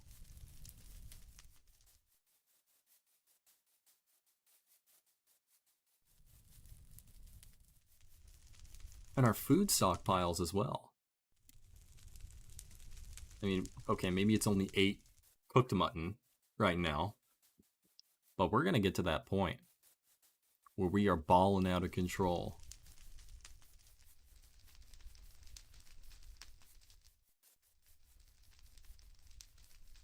We will need... What will we need? Some better weapons eventually. Definitely. I mean, that's just progression though. Let me double check that iron. Here we go. Pile of iron ore. Okay, so we can make 2 chunks. And we can make 2 iron nuggets. So we will need 2 more iron nuggets after this. We're like halfway to the iron chisel. But we'll still need a little bit more. I think we got pretty lucky with that 1 iron find. We may have to craft some torches and go spelunking a little bit to find that additional iron that we need, but, you know, that's fine. We can do a little cave exploring. What could be the worst that could happen? I'm sure we won't die or anything. Just raise those flags real quick. No problem. We don't need to find that today, but if we do manage to stumble across something and find some iron, then that would definitely be a great boon to our adventure. These noises are not exciting.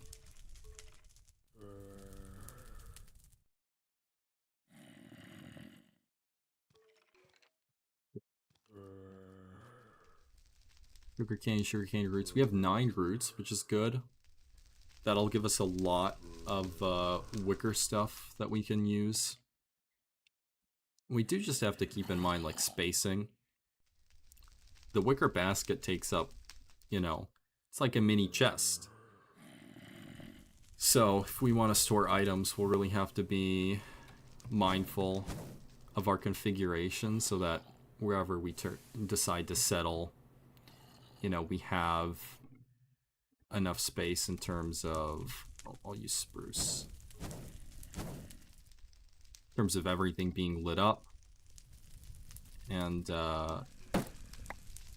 at the point where we can, function and have our things set up in a way that makes sense, but also be able to light the whole place because we don't want stuff spawning inside. Definitely, dude. Imagine if you had real like Minecraft spawning in real life, like you have the demons from the deep appearing in your dark kitchen in the night.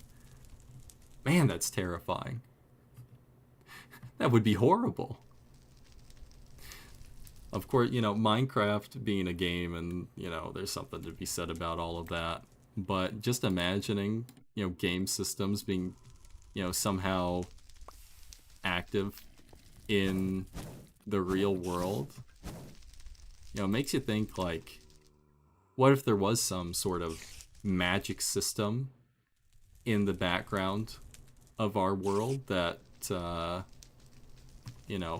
affected things like that and made certain things like that happen.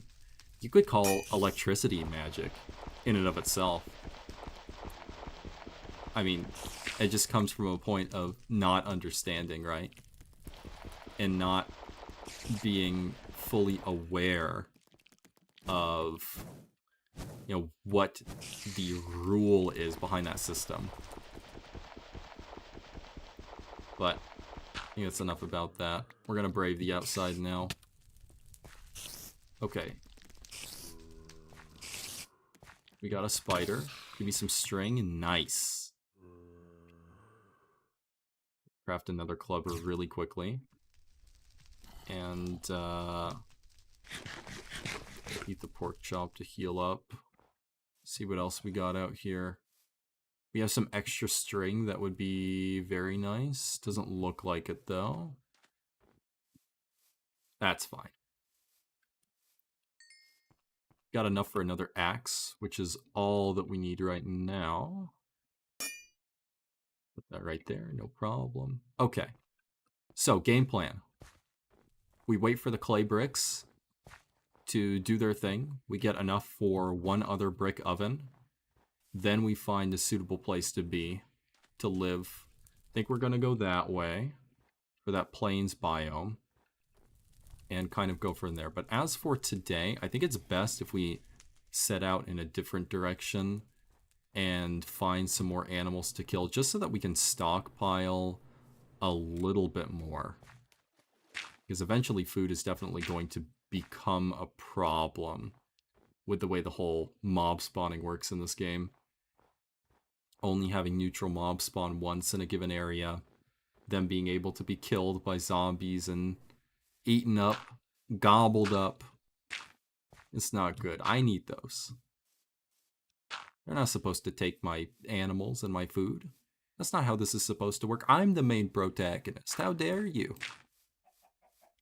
Yo, a chicken. I think this is the first chicken I've seen.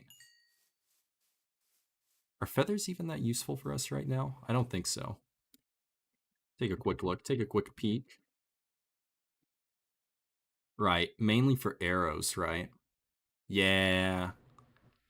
I don't even think we hold on to feathers if we run out of inventory space. I think this is one of the first things that can really go. Or at least just get turned into arrows, right? If we have the flint for that. Yo, what's up, Sriracha over ketchup? How's it hanging, my guy? We just started this today. So we're definitely in the early game right now. Not sure if you've had experience with Better Than Wolves, but it's a fun one in its own masochistic way. Oh, hello. Well, we found more iron.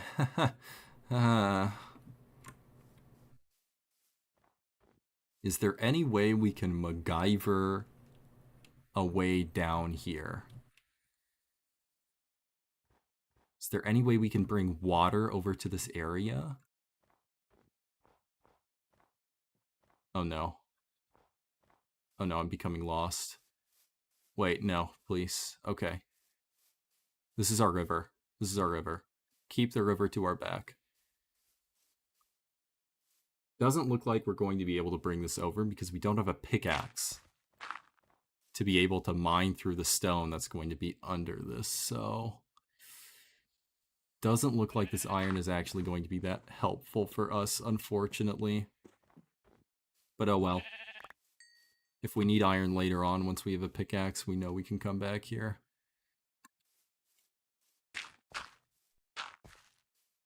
Bit of mountain. Always great to keep the geography in mind in case we get absolutely destroyed by something. Have to respawn. Oh, you know what? There could be some iron over here. I haven't played MC since the alpha. Gotcha, okay. Yeah, I started playing in the beta, so, you know, not too far off from that. But this kind of Minecraft thing, this mod pack aims to kind of recapture some of that. In a sense, you know, not completely, because, you know, alpha definitely its own beast. Pretty old version, but sorry, don't mean to date you. But yeah, I think modern Minecraft, you know, they've taken it in a direction where, you know, they're adding new stuff to it, and that's all well and good. And it's kind of what happens eventually when you have a game that has so much popularity behind it and has been receiving updates. Oh yeah, I have been playing Disco Elysium. That game is great. I've been really enjoying the amount of actual player choice that you have. There are some games recently, you know, they market themselves as an RPG, but they're definitely more focused on maybe RPG gameplay and less on the actual dialogue and the decision making. Whereas Disco Elysium, it is very much all about the choices that you make, and so really a breath of fresh air from what I've played, you know, recently. So definitely having fun with that. I'm planning on probably playing some more of that later this week, I would say, getting a little bit, you know, back into it. I was playing that for like 5 days straight, so took a little bit of a break, but we'll definitely be jumping back into that. I'm at the point, I think Wednesday morning, where the channel has opened up. You can go across to the fishing village, finally. Figured out quite a few things so far. And another thing that I will say is, you know, obviously I don't have the perspective of someone who's maybe finished the game, but it seems like to me there are pretty important bits that you can definitely miss. You know, things about the autopsy of the body. I mean, I haven't done the autopsy per se. I haven't had Kim take the body away yet, but I've done the field autopsy of it, and there was something that I got off of a skill check there, where I was like, man, if you miss this, that's crazy. That changes your whole, you know, outlook on the events that are going on. So definitely very interesting there. I'm excited for when I actually finish it to do a little bit of research on my own end and say, okay, what happens? Like, do you ever figure this thing out if you take this specific route? Or, you know, do you end up missing out on some key things and even getting bamboozled in terms of, you know, a quote-unquote ending of the game? You think you figured it out, but in actuality, things are not as they seem. So, definitely a great game. I'm assuming you've probably finished it. So, you know, don't spoil me, but definitely some great moments in there as well. Love the dynamic between, you know, the main character, yourself and Kim as well. some moments, he's definitely that detective guy. He's all about, well, I say all about, he's about his job, getting to the bottom of things, but there are moments as well where you're kind of hanging out as bros. Watch a lot of streams, seen things I've never seen on my playthrough. Yeah, that's great. Especially, with a game like that where there's a lot of things to miss. You miss one red check, and then things can go in a completely different direction. I remember it wasn't a red check, but one of my favorite moments so far, just in terms of, a single dialogue option leading to a specific outcome. It's definitely a minor one, but in the bookstore you can buy that board game, Suzerainty, and then investigating that, you can get a white check where you can spend 3 in-game hours playing Suzerainty, a board game, with Kim. And going through all these different choices about how you want to position your troops and what you want your strategy to be. And then at the end of the day, I messed up and I ended the game with -5 victory points. Absolutely dumpstered on by Kim, dude. It was crazy. So much fun. Alright, we got our bricks. Excellent. Now we are progressing. Finally going to be able to say goodbye to this cave at some point. And in exchange, find another cave to live in that is slightly bigger.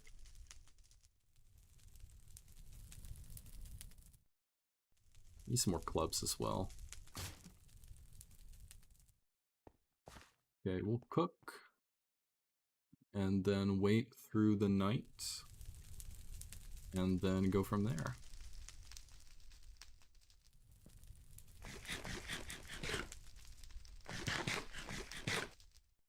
Mutton is not a great food item. Come to find that out over, however long I've been playing this for in my experience from before, but that just does not fill you up like a pork chop does. I don't remember how much chicken goes for in terms of your food economy.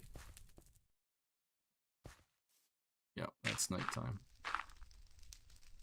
Alright. Back in the Hobbit hole. Oh man, speaking of I guess it's not RPG, right? But when you hear RPG, rather than Disco Elysium, a lot of the time, the first thing that you think of, instead of that sort of gritty, dark world, you think of fantasy, right? And I've been rewatching the Lord of the Rings films again.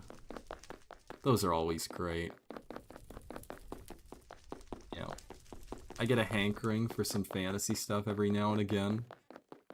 And, I have certain things where, oh, I like this book series, but I know that it's more based on nostalgia rather than, being incredible masterpieces. But Lord of the Rings, that's just, the source material, the adaptation. It's so good. Gonna watch more of that tonight. Of course, you gotta go with the extended editions as well. They do end up being like 3 to 4 hours long per movie, but it's worth it if you have the time. I have the time right now. These don't go out. Oh, that one is done. That was fast.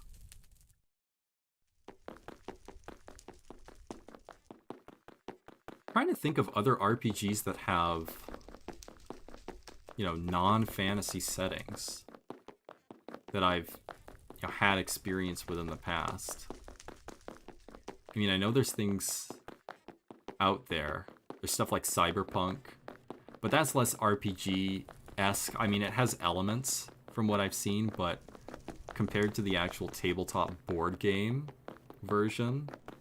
Yeah. Oh, you got to see those in theaters? Man, I am jealous of that. I've watched some of the interviews afterwards, and with the staff that are creating it, and they're saying, it's a completely different thing because the Fellowship of the Ring releases, and it is an absolute phenomenon, right? It's incredibly popular, and they know that when they are going back, and I mean, they shot all three movies at the same time, basically, but when they're going back and doing, a little bit of additional filming, they know that these movies are going to be absolute, blockbusters. So definitely something unique in terms of the film world. Yeah, I haven't gone to a theater in so long. I think it's definitely a different type of experience that you kind of want to do for certain movies, I would say, but it's just so much more convenient to stream things these days. It's right there at your fingertips. Although, I will also say that it's just as easy to, watch something for 20 minutes and then say, nah, I'm not feeling it. I can kind of pick this up again whenever I want to. Whereas when you commit to a movie theater, you're in for that experience, and, you're not as prone to just saying, no, I think I'm gonna leave unless the movie is really bad. I think that comes down to the type of entertainment that's out there these days, though. There's a lot of very short form, what's the word I'm looking for? The things like TikTok and YouTube Shorts, right? Where, for lack of a better term, it's kind of like brain rot that you doom scroll through, and, you get the dopamine hit from each one and you keep going. I try to stay away from those as much as I can, just because long form stuff has payoff that is unrivaled. You're reading through a book series and you get to like book 11 and you find the massive twist that rocks your entire world, and you go, man, this has been worth it. Not that it wasn't worth it before, of course, but the build-up that you can get from more long-form content and the payoff that you can receive because of that build-up. I mean, it trumps short-form content, but on the other hand, you have to have the attention span for it, right? You have to be at the point where you can just say, yeah, I can commit, 50 hours to reading through this series, and then go from there. Yo, more chicken. Excellent. How much does this heal? 2? I think that's about the same as mutton, huh? Should be cooking pork chops instead then. Guess we are freeing up the inventory slot, though. Up our last bit of wood up. Some more tinder. Knitting needles. Can't do any more knitting. We're just chilling. We're waiting the night out. But then the adventure begins. We will go find our new place of living, our new place of habitation. It will be a glorious, glorious cave, which will look not much different from this one, but it will, regardless, be glorious. I think of what other, not even just movies, but like RPG-esque games that I've played recently. I do enjoy a good RPG, but,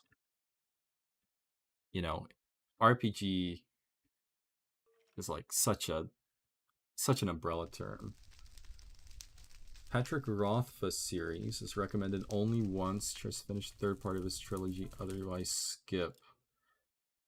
Gotcha. Okay.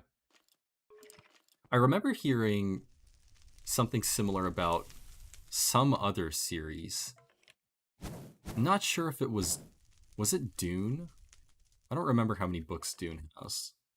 But there was some series, might have been Dune, that I was doing a little bit of research on and heard, yeah, you know, this book is great, this book is great. This book, honestly, no one has any idea what's going on in it. You know, the next two books are like fine, but then the book after that, and I'm like, this is such a roller coaster of different experiences. Sure, it's all subjective, but man, that's crazy. I should pick up another book series at some point here, I think.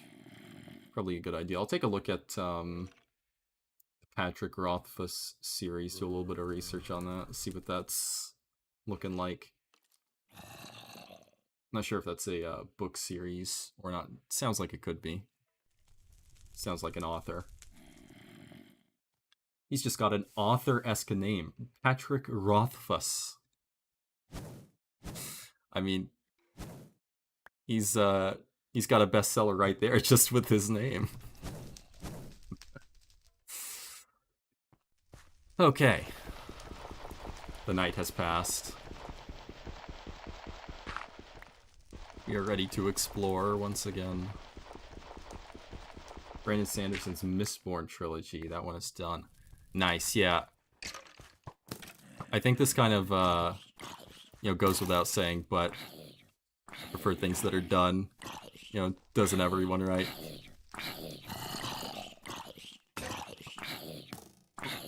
This is a little bit of a tricky situation. Ow. That hurt. These skeletons in this version where they just sit under things and don't get burned. Definitely not great. Okay, we're not gonna deal with that. I am not trying to lose 2 hours of gameplay here. Oh, PS1 JRPGs. Was Phantasy Star on the PS1? Played Phantasy Star Online 2, which is like, you know, definitely a much more modern version of that. But I remember those being on some earlier consoles, and that's where it kind of garnered some popularity there. Definitely more on the gameplay element side of things, though, from just my experience with Phantasy Star Online 2. I don't know about the originals. Probably single-player ones are more, you know, they have more of the story RPG elements, I'm sure. Okay, you know what? These skeletons are positioned in a way where I'm just going to give up on the wood that's over there. I'm not chancing it. You can keep it. It's all yours. We are going this way, though. We are going to find a new place to settle. Kind of has to be a cave because we don't have a pickaxe. We want something a little bit more shallow than that, though. That's a little bit overwhelming. Also keeping our eyes out for string, definitely, to fuel all of our primitive tools for the moment. Yo, this mountainside looks pretty sick. See if we can find a little cave. Oh, I see one over there. Oh, look at all of those cobwebs, all of that string. Excellent. Yes. Quite. Just beat this up.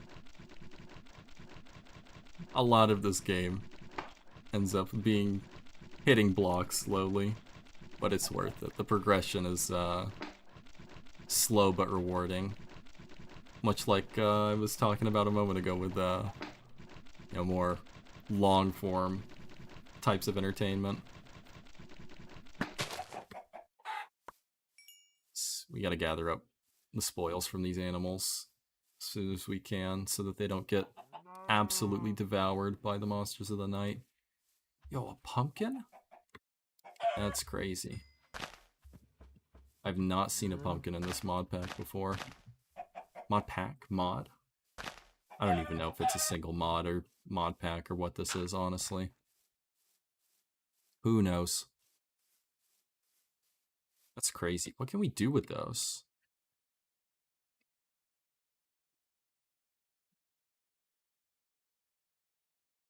Okay. Nothing. Oh wait, here we go. Pumpkins. Okay, nothing. Noted. Got it. Okay.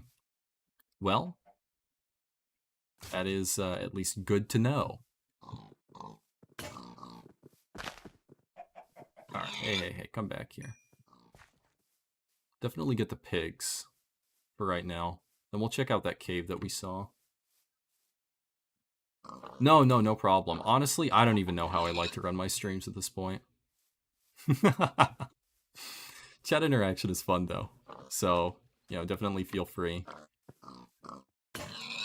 I think I kind of, at least from my own personal experiences, I thrive more off of, bouncing off of other people. Which is, not great when you're trying to start out with a little bit of streaming, see how that goes. Definitely a little bit rough at first, so, being able to jump off of what certain people say is definitely fun. I mean, that's what I do with my friends, right? We get into, the most inane, I wouldn't say arguments, but, they're not serious arguments. It's just us, arguing over the most trivial things. What's one that happened sometime, more recently? I remember the classification of a hot dog and whether it was a sandwich or a taco. That got heated in a good way. But yeah, it's fun stuff being able to bounce off of people. I want to try to, strike a good balance between being able to do that versus talking about the game. I wanted to kind of go to the other extreme because, things like Disco Elysium, it's definitely a lot about the dialogue moment to moment and playing off of that. Yeah, I mean, honestly, I don't even tune into big streams, really, at all. It's, I don't know what it is about it. I think if there's, like, a video or some sort of live, thing, I do want those to be more focused. If I'm committing a lot of time, either I get to interact and it's a little bit more personal, or just have something like a YouTube video where it's a lot more refined at that point. Live by nature is unrefined, and I think that's part of the appeal. But it's also admittedly, rough around the edges. There's downtime. There's certain moments where, certain bits of the gameplay are more exciting than others, or people are jumping in for, that one moment, that one big reveal of a game. But yeah, I think it also comes down to personal preference, right? There's so many animals here. We gotta get all of these. No. Come back. Please. I have to resort to violence with a rock.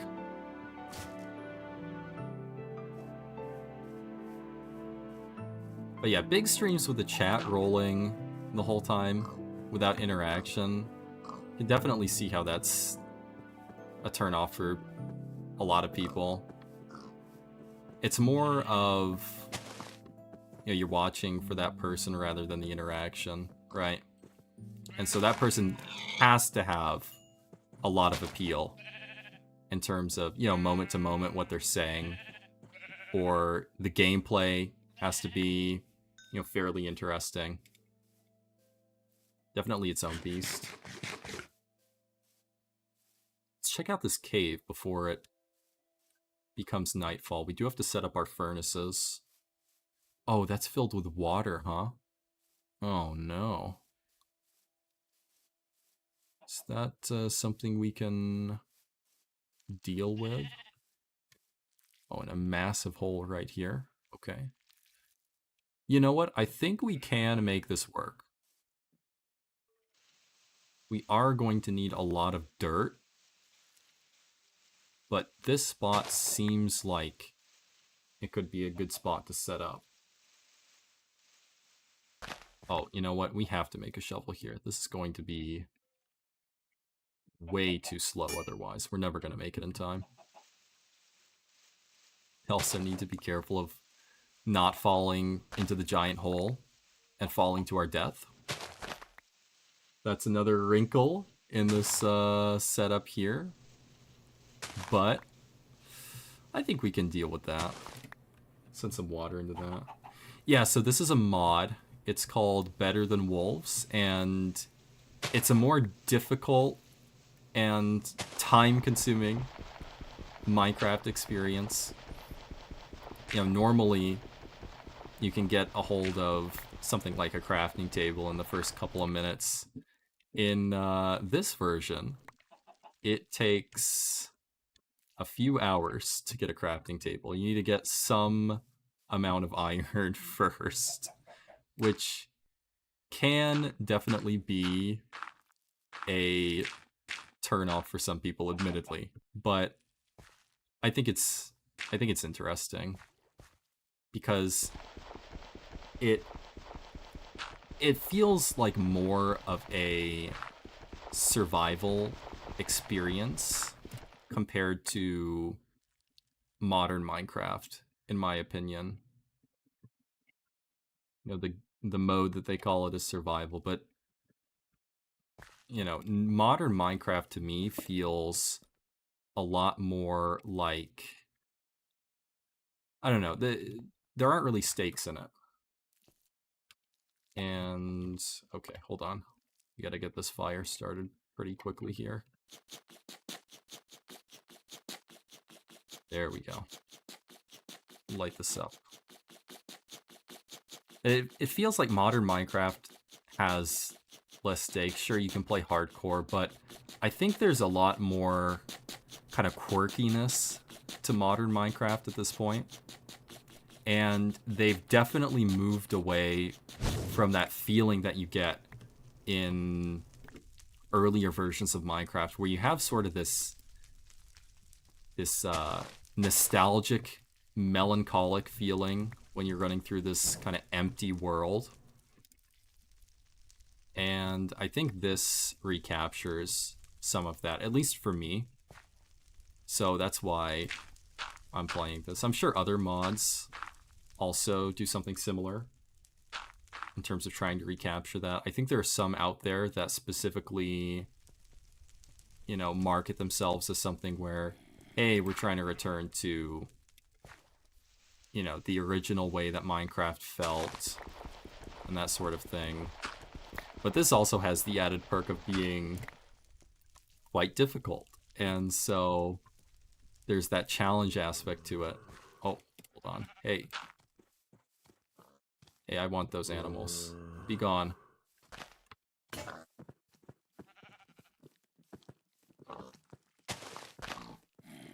Gotta get these guys before the zombies get to them. You know what? We are giving up. Goodbye. Be gone. Be gone from my house, you fiend. You absolute rapscallion.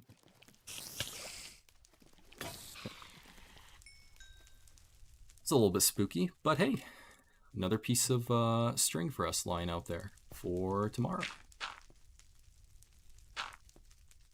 We'll get all of this dirt figured out sometime soon.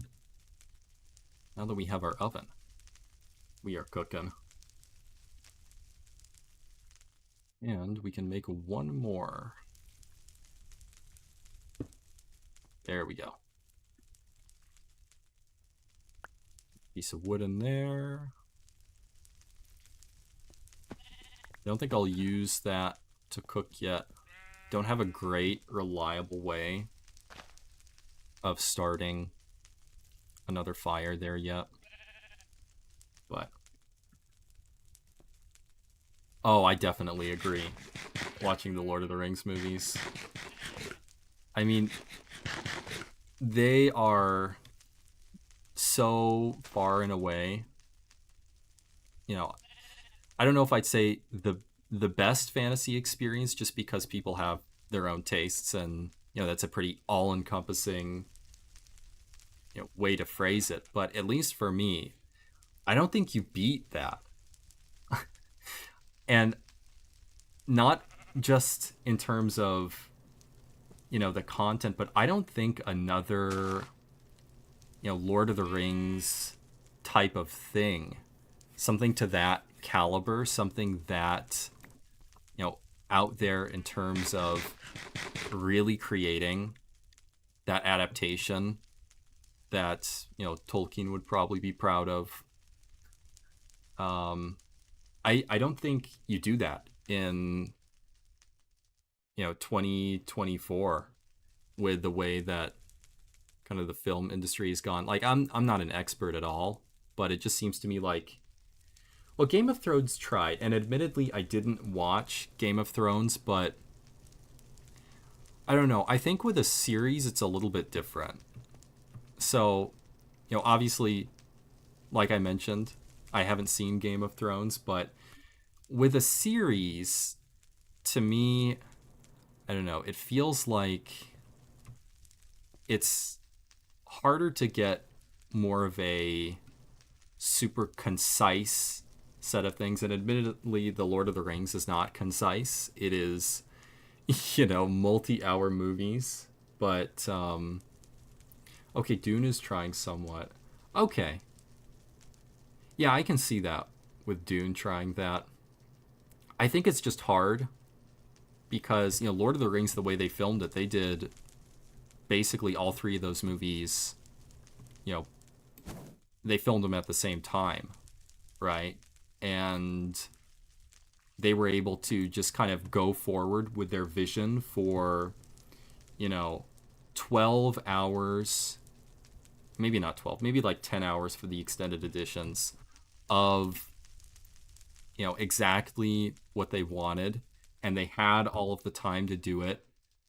For Lord of the Rings, I'm sure money at a certain point was a factor, but they had a lot of free reign.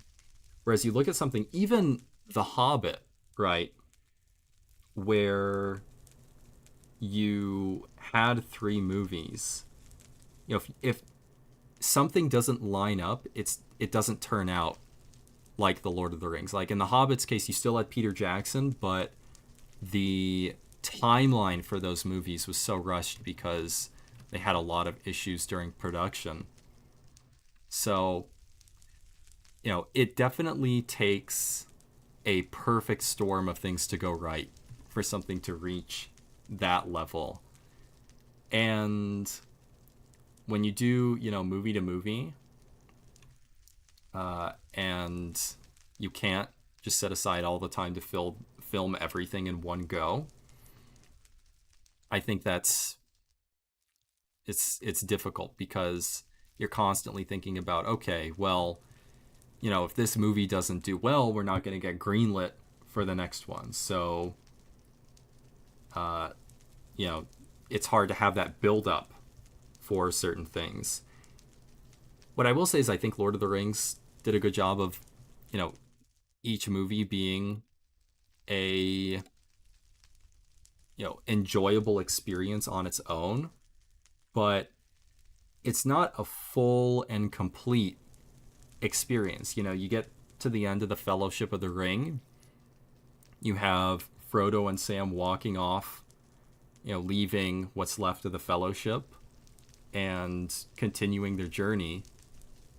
And it concludes certain plot aspects, right? It concludes, the arc of the Fellowship of the Ring, where the Fellowship is now broken up and people are going their own ways.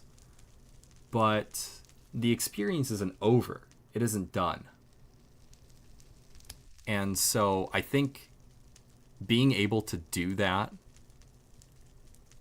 and just have the confidence of saying, yeah, this movie is going to sell. We're going to leave it on what's going to be a cliffhanger.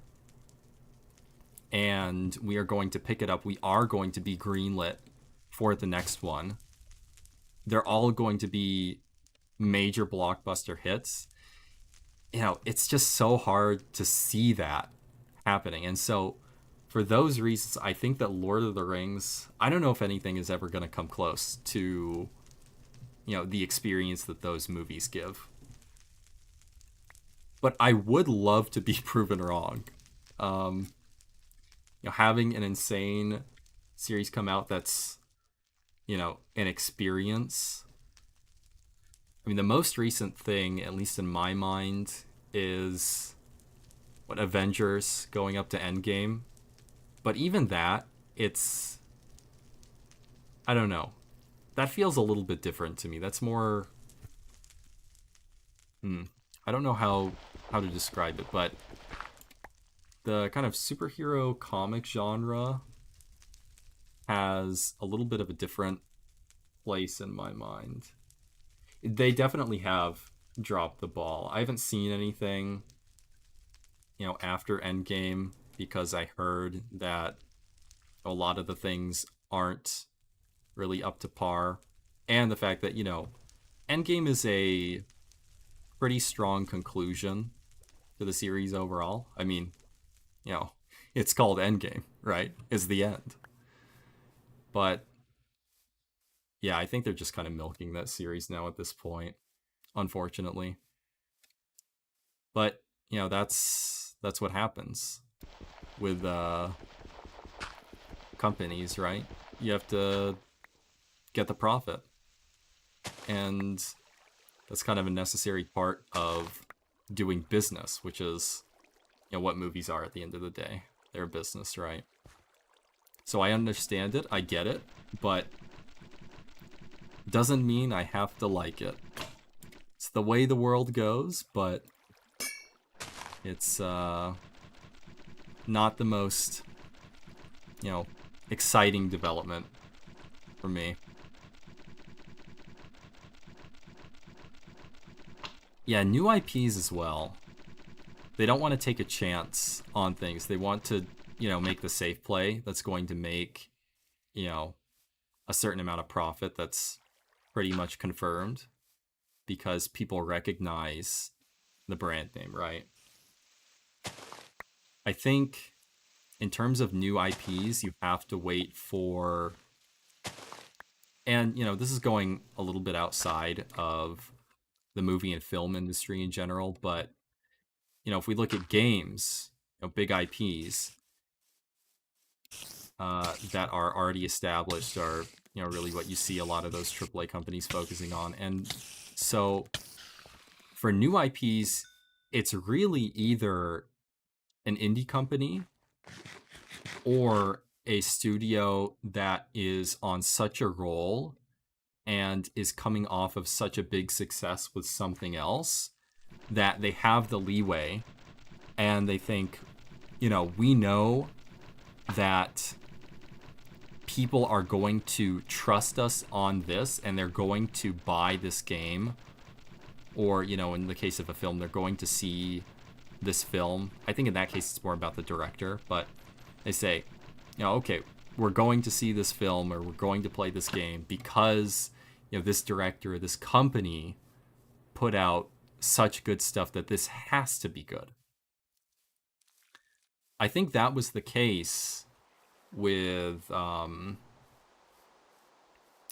CD Projekt Red, who did the Witcher series, and then jumped into Cyberpunk. Now, of course, Cyberpunk has history behind it, and it was in the tabletop board game scene, but I think another part of that is The Witcher 3 was so good in terms of, you know, the world building and the fantasy experience, at least, you know, from my perspective.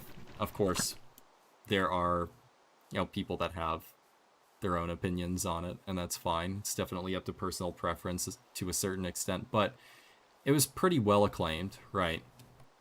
And then I think at that point, that kind of led into some of the hype for Cyberpunk, where, you know, even I was saying, there's no way that they can make this game bad. But the launch was so terrible for that. I still haven't ended up buying Cyberpunk yet. I know they've made improvements to it now, but yeah, playing on Google Stadia, yeah, I can't even imagine, honestly.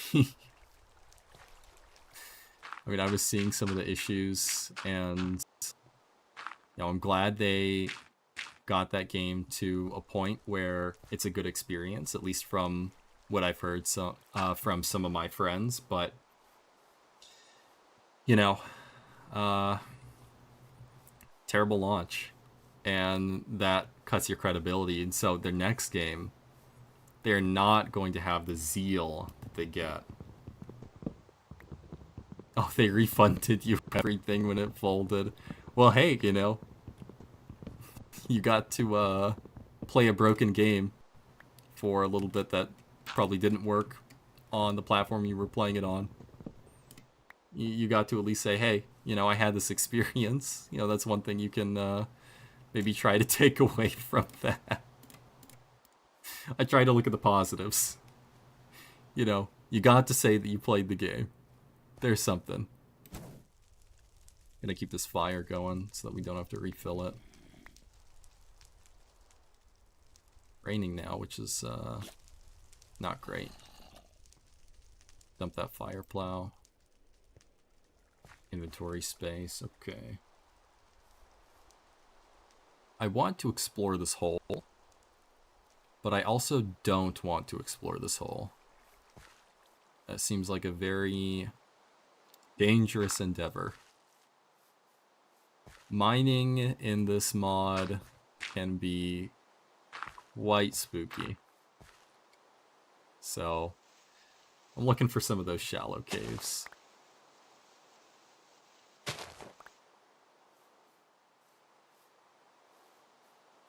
See what I can find on the mountainside. There's something up there.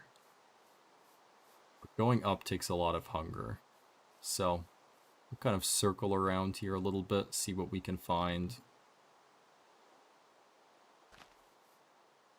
Not going to touch the cows.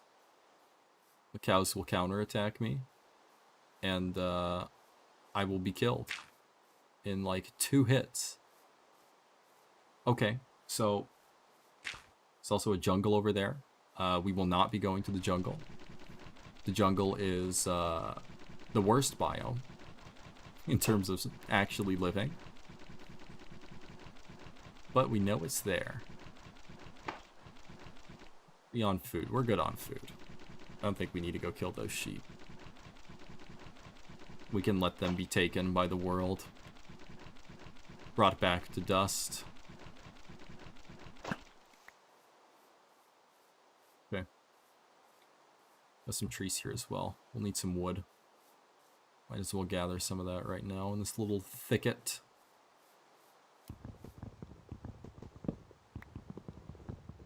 Try to get established in our new place. We're gonna need some more dirt to build up the wall of the cave, but we're in a good spot so far. I haven't actually died yet. It's been 2.5 hours, and I haven't died. I finished watching the Fellowship of the Ring last night, and so probably tonight I'll jump back into the Twin Towers, the 2 towers, and watch a good amount of that, if not all of it. think that one's a little bit shorter than the Fellowship in terms of the extended edition.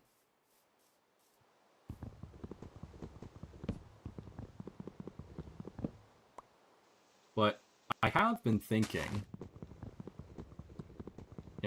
I rewatched The Fellowship of the Ring, and obviously I need to kind of go through all of them again and settle on whether this is my actual opinion or not. But despite Return of the King being the ending of those movies and bringing everything to its ultimate conclusion, I might like The Fellowship of the Ring the best out of the three. There's just something about, the lead-in with Bilbo's party and learning about the hobbits and seeing everything in kind of the way that things are supposed to be, and then seeing the shadow of darkness, creep over everything and have things start to go awry. And then also the dynamic of the Fellowship adventuring through, places like the Mines of Moria. I mean, come on.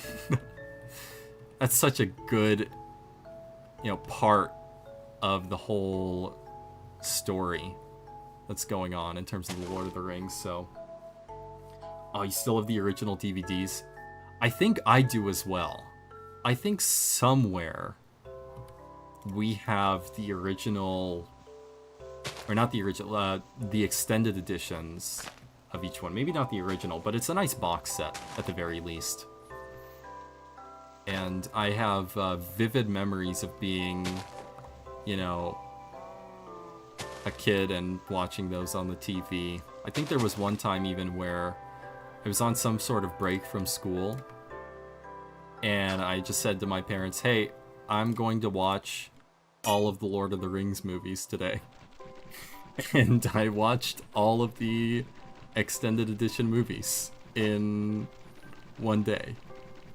I definitely cannot do that now. I do not have the time, nor, the energy right now to, focus in on those movies for like 10 hours straight. But it was definitely fun. Let's make another club here. There we go. Gotta adventure back to our little hobbit hole. Wish it were actually as nice as Bag End, but we make do, we make do. Hopefully our little clay brick oven hasn't gone out. Looks like it's still cooking. Okay, can't put any more stuff in it quite yet. Alright. Another night. The nights in this game are definitely moments where you kind of just take stock on everything and hide as you would in your very first night in Minecraft. Cook that as well in a moment. But that's what I was thinking about. I've been playing Disco Elysium, and I've been playing a couple other games that are very much focused on, dialogue or moment-to-moment gameplay. Where the creepers? Oh, they're out there. See if I can find one the next day. I've been trying to, avoid them just for fear of death. But they actually end up being a nice little boon to your resources when they explode and drop a bunch of dirt stuff. Makes collecting things for building more dirt slabs a lot easier. But yeah, I wanted to jump into something like this where there are more opportunities for just talking about things other than the game. Don't get me wrong, Disco Elysium is a lot of fun, but I wanted to see, just as a change of pace, what something like this would do in terms of, you know, the things that I can talk about and kind of having some more chill moments here and there. We see, oh, yeah, there's a creeper off in the distance.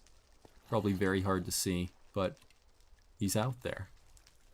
We can go say hello tomorrow morning.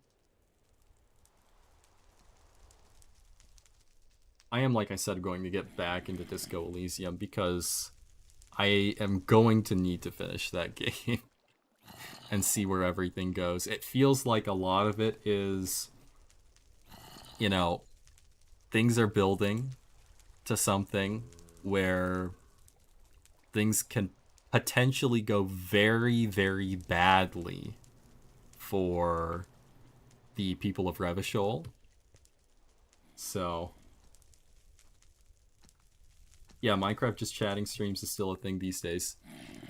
Yeah, I was kind of thinking about that, you know, a little bit, about what other people stream.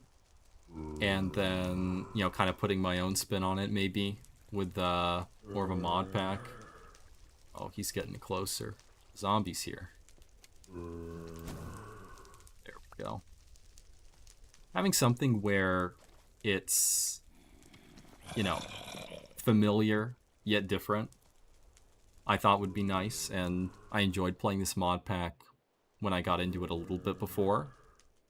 So, you know, that's where I kind of, you know, landed on with this. Oh, you know what? We can make one wicker basket and have one item stored somewhere in a chest-like place. How exciting. But yeah, I wanted to see, you know, how a more chatting-focused stream would go.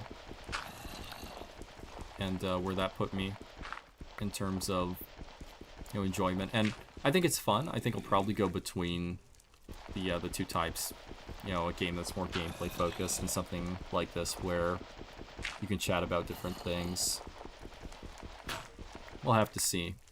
I'm definitely not the banter master like someone like you know, Northern Lion out there who, you know, is just the king of keeping a conversation going all on his own.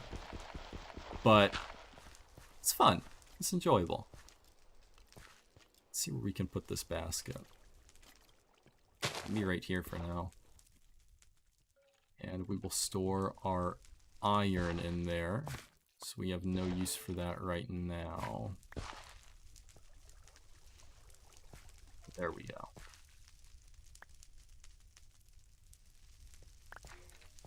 Alright. See if we can make this place a little bit bigger without compromising our defenses. Ooh, getting some flint is actually nice, because we can actually put some of those feathers to use. Okay, yeah. There is the opening in the wall. It's okay that we can just patch that up and we'll be fine. Some gravel in there. Goodbye, Mr. Zombie. Leave a little window, I guess. Why not? Keep an eye out on things out there. Well, everything in here cooks. We are going to need to smelt this iron eventually. But I will leave that for future me to solve that problem. It's not something I want to deal with at this immediate moment. I think in terms of things I have to do right now is actually locate more iron, first of all. I think that's the biggest thing. I might check that cave up at the top of the mountain today. See where that leads us. We're good on food. We're stabilized there. Store that for now. I think it's becoming day. Probably. More slabs of gravel for maneuvering around, which is good. we will have to contend with these zombies and skeletons that I'm hearing, but I'm sure we can solve that issue. See if I can get a little bit more vision on things. Okay, still nighttime. Lots of stuff out there. It's fine. Got a decent little spot now, though. And once you get... Oh, hey. Hey, no, no, no, no, no. Be gone. Be gone from this realm. You will be slain upon the morning's first light. I'm not even gonna waste my materials on attacking these guys right now. Rather not. Ooh, more chicken. Delicious.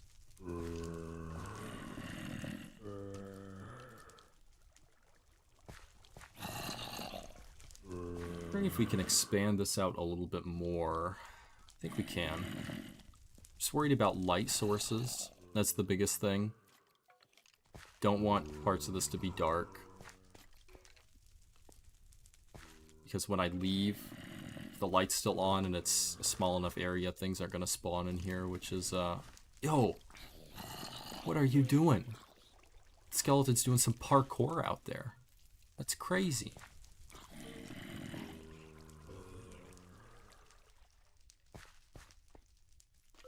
Alright. This guy's gonna have to go.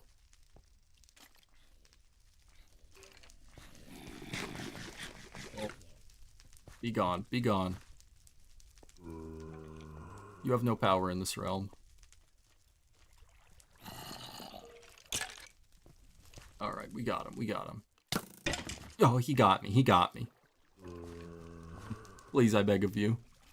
Leave me alone. Oh, no. Here comes his friend. Here come the reinforcements.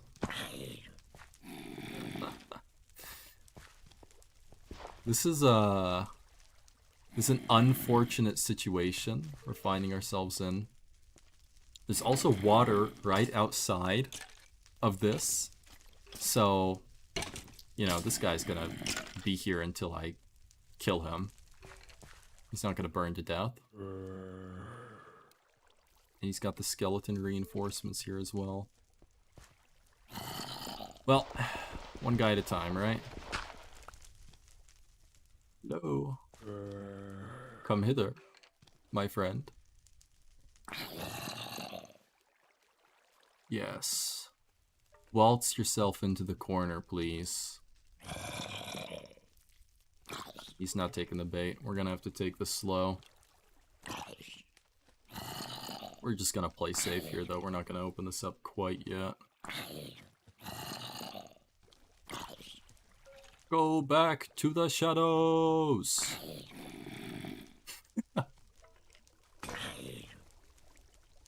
That really break? He's not even dead. These wooden clubs are terrible. I want a bone club again. Need one more bone. Hey, where are you going? Get back here! Alright.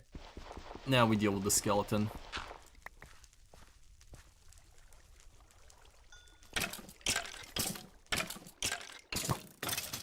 That went way better than I thought it would have. Alright. Got ourselves another bone club? Let's do it. Okay. Now we ascend the mountain. This is going incredibly well. It's definitely not a flag. Okay. Definitely not about to die when I go into this cave. I swear. Everything will be fine. Can't wait for after all this is over to trying to think of a death flag phrase. What, there's the character who's getting married after he finishes this thing. There's the one who's going to retire. Hello, Mr. Creeper. Yeah, the guy's last day on the force. That's a classic. What do we got going on here? Okay, this is a lot more, vertical than I was expecting.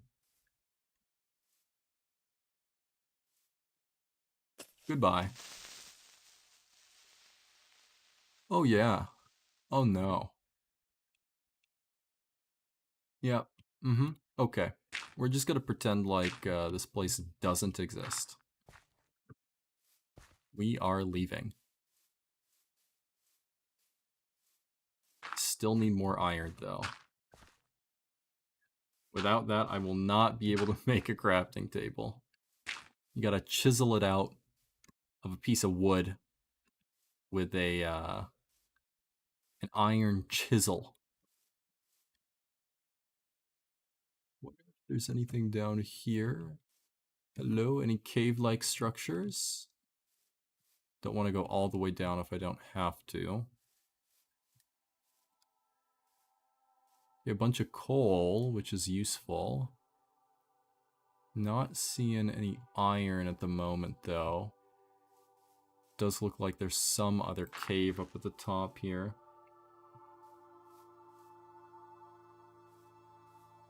We will see what we can find.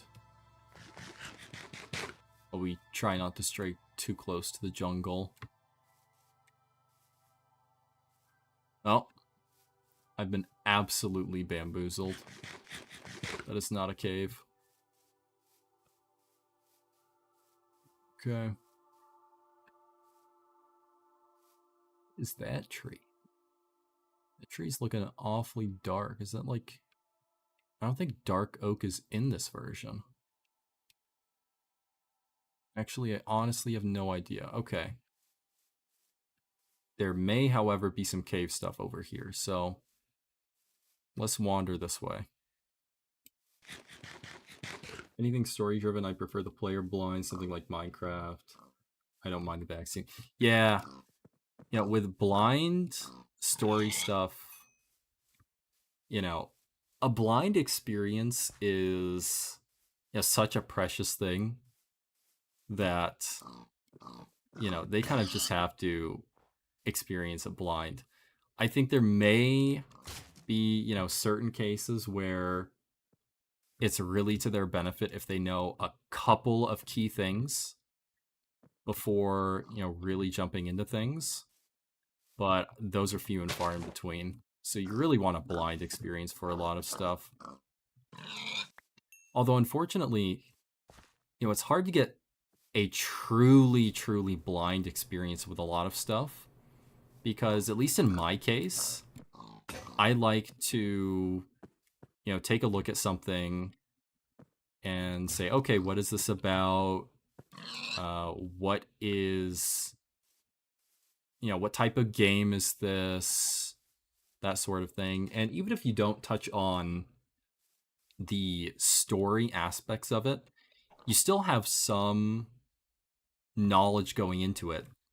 Let's say, for example, Disco Elysium. I know that Disco Elysium is well regarded as a game. But I think sometimes, if you can jump into a game and you're okay with it being, a complete dud, but you find that hidden gem that is just, so unexpected to find, that kind of blind experience and having absolutely zero knowledge or expectations about a certain game or product or movie or experience, and those are the cream of the crop. It's just so hard to have that these days. It's not like you're picking up a book in the library, you're reading, the back cover, and then you just open it after that.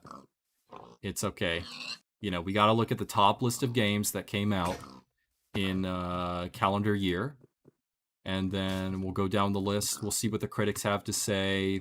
Okay, they're saying that the gameplay system of the crafting, where you have to do this, that, and this, isn't intuitive, and then you form, your preconceptions about it. So I think it's hard to get you know, a true blind experience these days. But as close as you can is, you know, obviously best.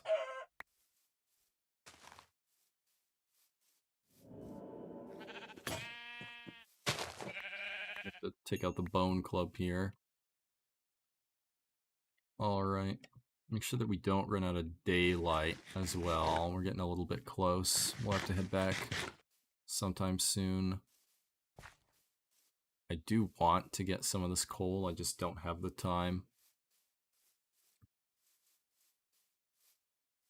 I am desperately looking for 4 more pieces of iron that are exposed that I can mine out. This doesn't look very promising, huh? Yeah, okay. We gotta head back now. A little lighting error. Thank you. I can't really see. Doesn't look like anything in there. Unfortunate. We will march our way back to our little hole in the mountain. No, so maybe we'll see something on the way back.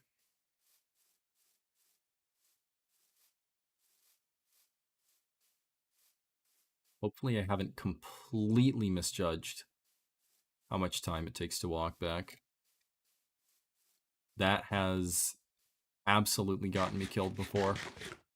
And I want to say I've learned my lesson. I haven't learned my lesson. I can absolutely foresee that happening again and losing all of my progress. Because in this game, it does have the hardcore health bar there. It is a little bit different. If you die, instead of the world being deleted, it teleports you somewhere random in the world within, I think, somewhere within the 2,000 block radius of spawn. So if you know the land, if you've explored a lot, you can actually find your way back. And if you make it back without dying again, then you will be able to get your items back. And they'll be on the ground until you die again. But honestly, that's not very realistic from, you know, what I've experienced playing. I've done it once, but other times, you know, you spawn in a location, nothing looks recognizable, and you just have to essentially give up and say, okay, we're starting again. We're starting anew.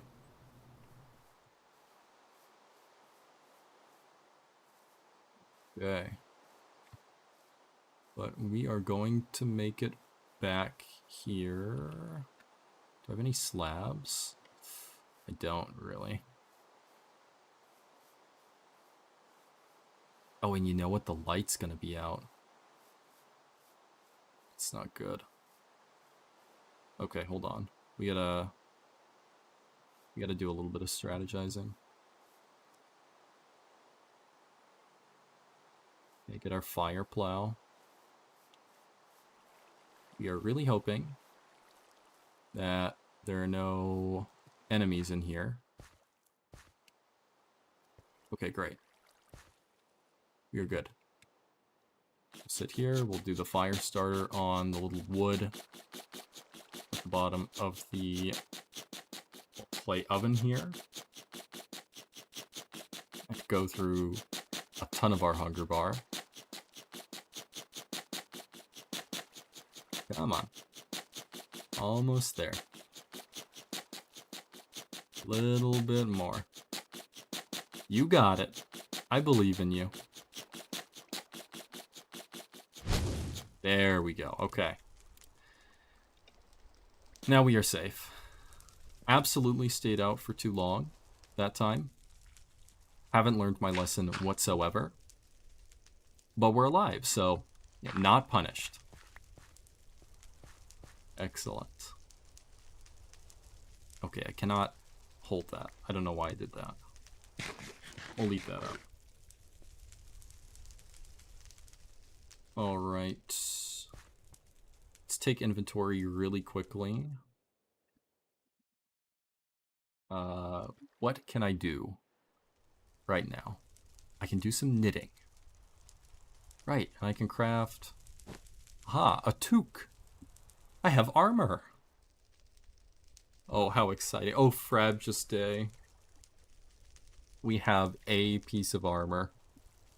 And we will be able to make one more. Once we go to the trouble of knitting all of this wool. Oh boy. Welcome to Better Than Wolves, I guess.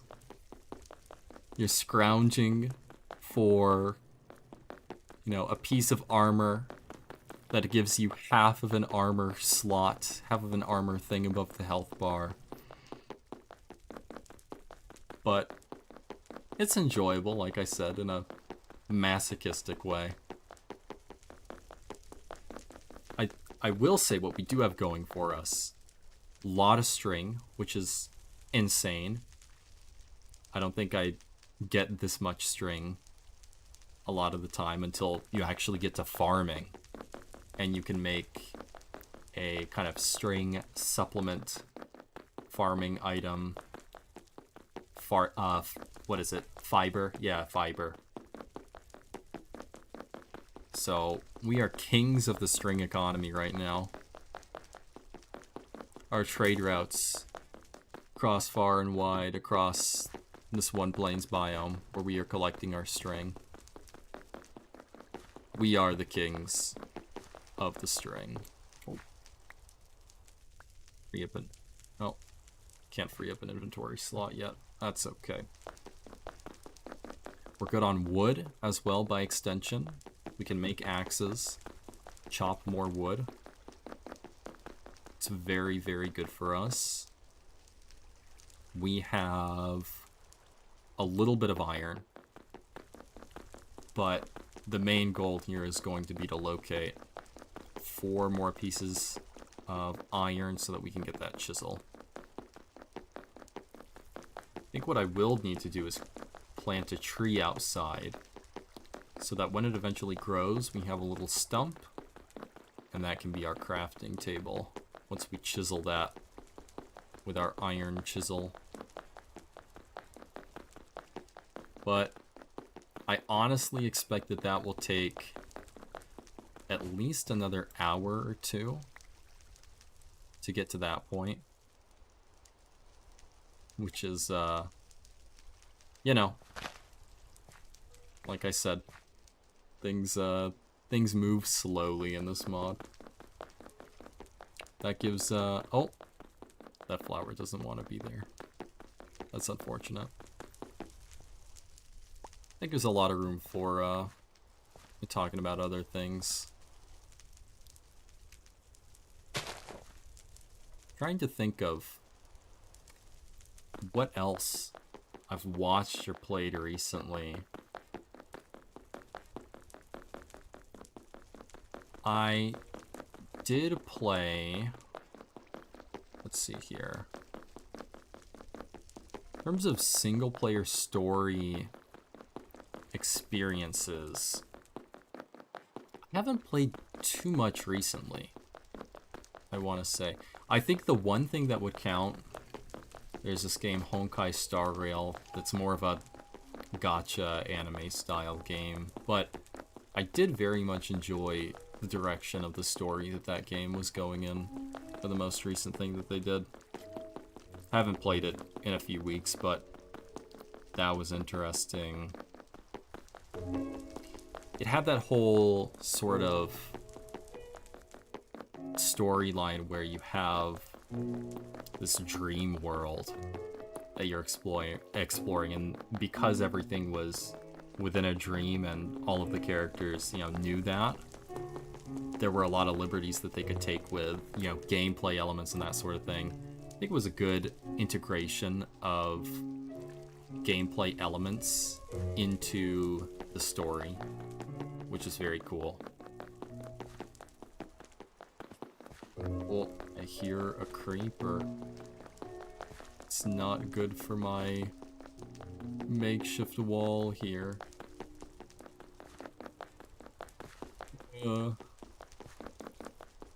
It's raining though. Wish I could get some rain in real life outside of Minecraft. Where I'm at, it's just hot. It's hot. There's no rain to cool things off right now. I say right now as if there's ever rain. There's not really. I'm in a desert, essentially. And, rain is a cause for celebration to a certain extent, at least for me. So I like the rain. There's something about being able to just hang out indoors. Yeah, I definitely understand the thing about not being able to get behind gacha games. I just have to frame it in a way where, you know, for me personally, I think about it like there are people that spend a ton of money on those games that have that disposable income, and they kind of fund the game for other people in that they contribute and the game can be free to play and that sort of thing.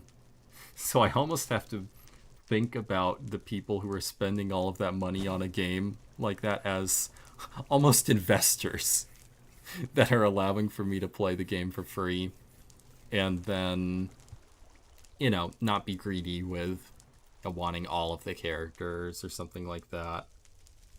Yeah, I will say free to play games these days, man, there's some garbage out there.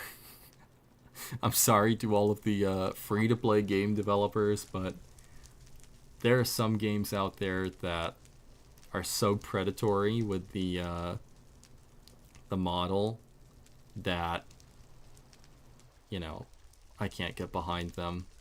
Especially ones that do PvP, where you have to interface with some sort of, you know, it doesn't even have to be gacha, but gameplay element where, not gameplay element, monetization element, where you can pay for advantages. That stuff is just, I don't get it. I think there are some good free-to-play multiplayer games still out there. Probably some of the older ones, though. Things like PlanetSide 2, where, you know, you have a membership element that gives you some advantages in the game, but it's more about, you know, being able to get some guns that enable some different playstyles, but you can still get those for free if you play enough in the game. Or,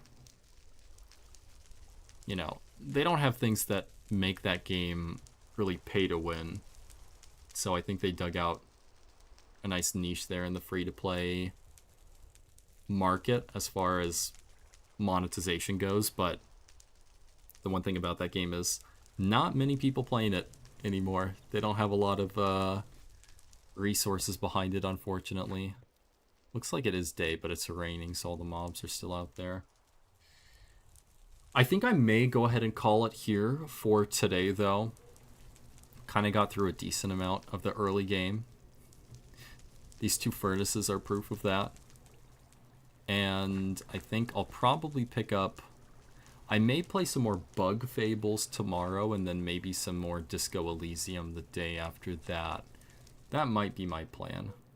Just got into another game, a little RPG called Bug Fables. It's reminiscent of the first two Paper Mario games, where you have a sort of action command system and you have turn-based combat. But I actually almost prefer the combat system of that game to the Paper Mario ones, where kind of the spiritual successor, at least in my mind, has refined the system of combat and made it something where you really have to think about your actions more than you have to in some of the Paper Mario games. So that's something that I've been enjoying. But I think I will call it there for today. Thanks for hanging out, Sriracha. I appreciate it. There's some great stuff about Lord of the Rings and some fantasy things. So I'll catch you and anyone else watching later.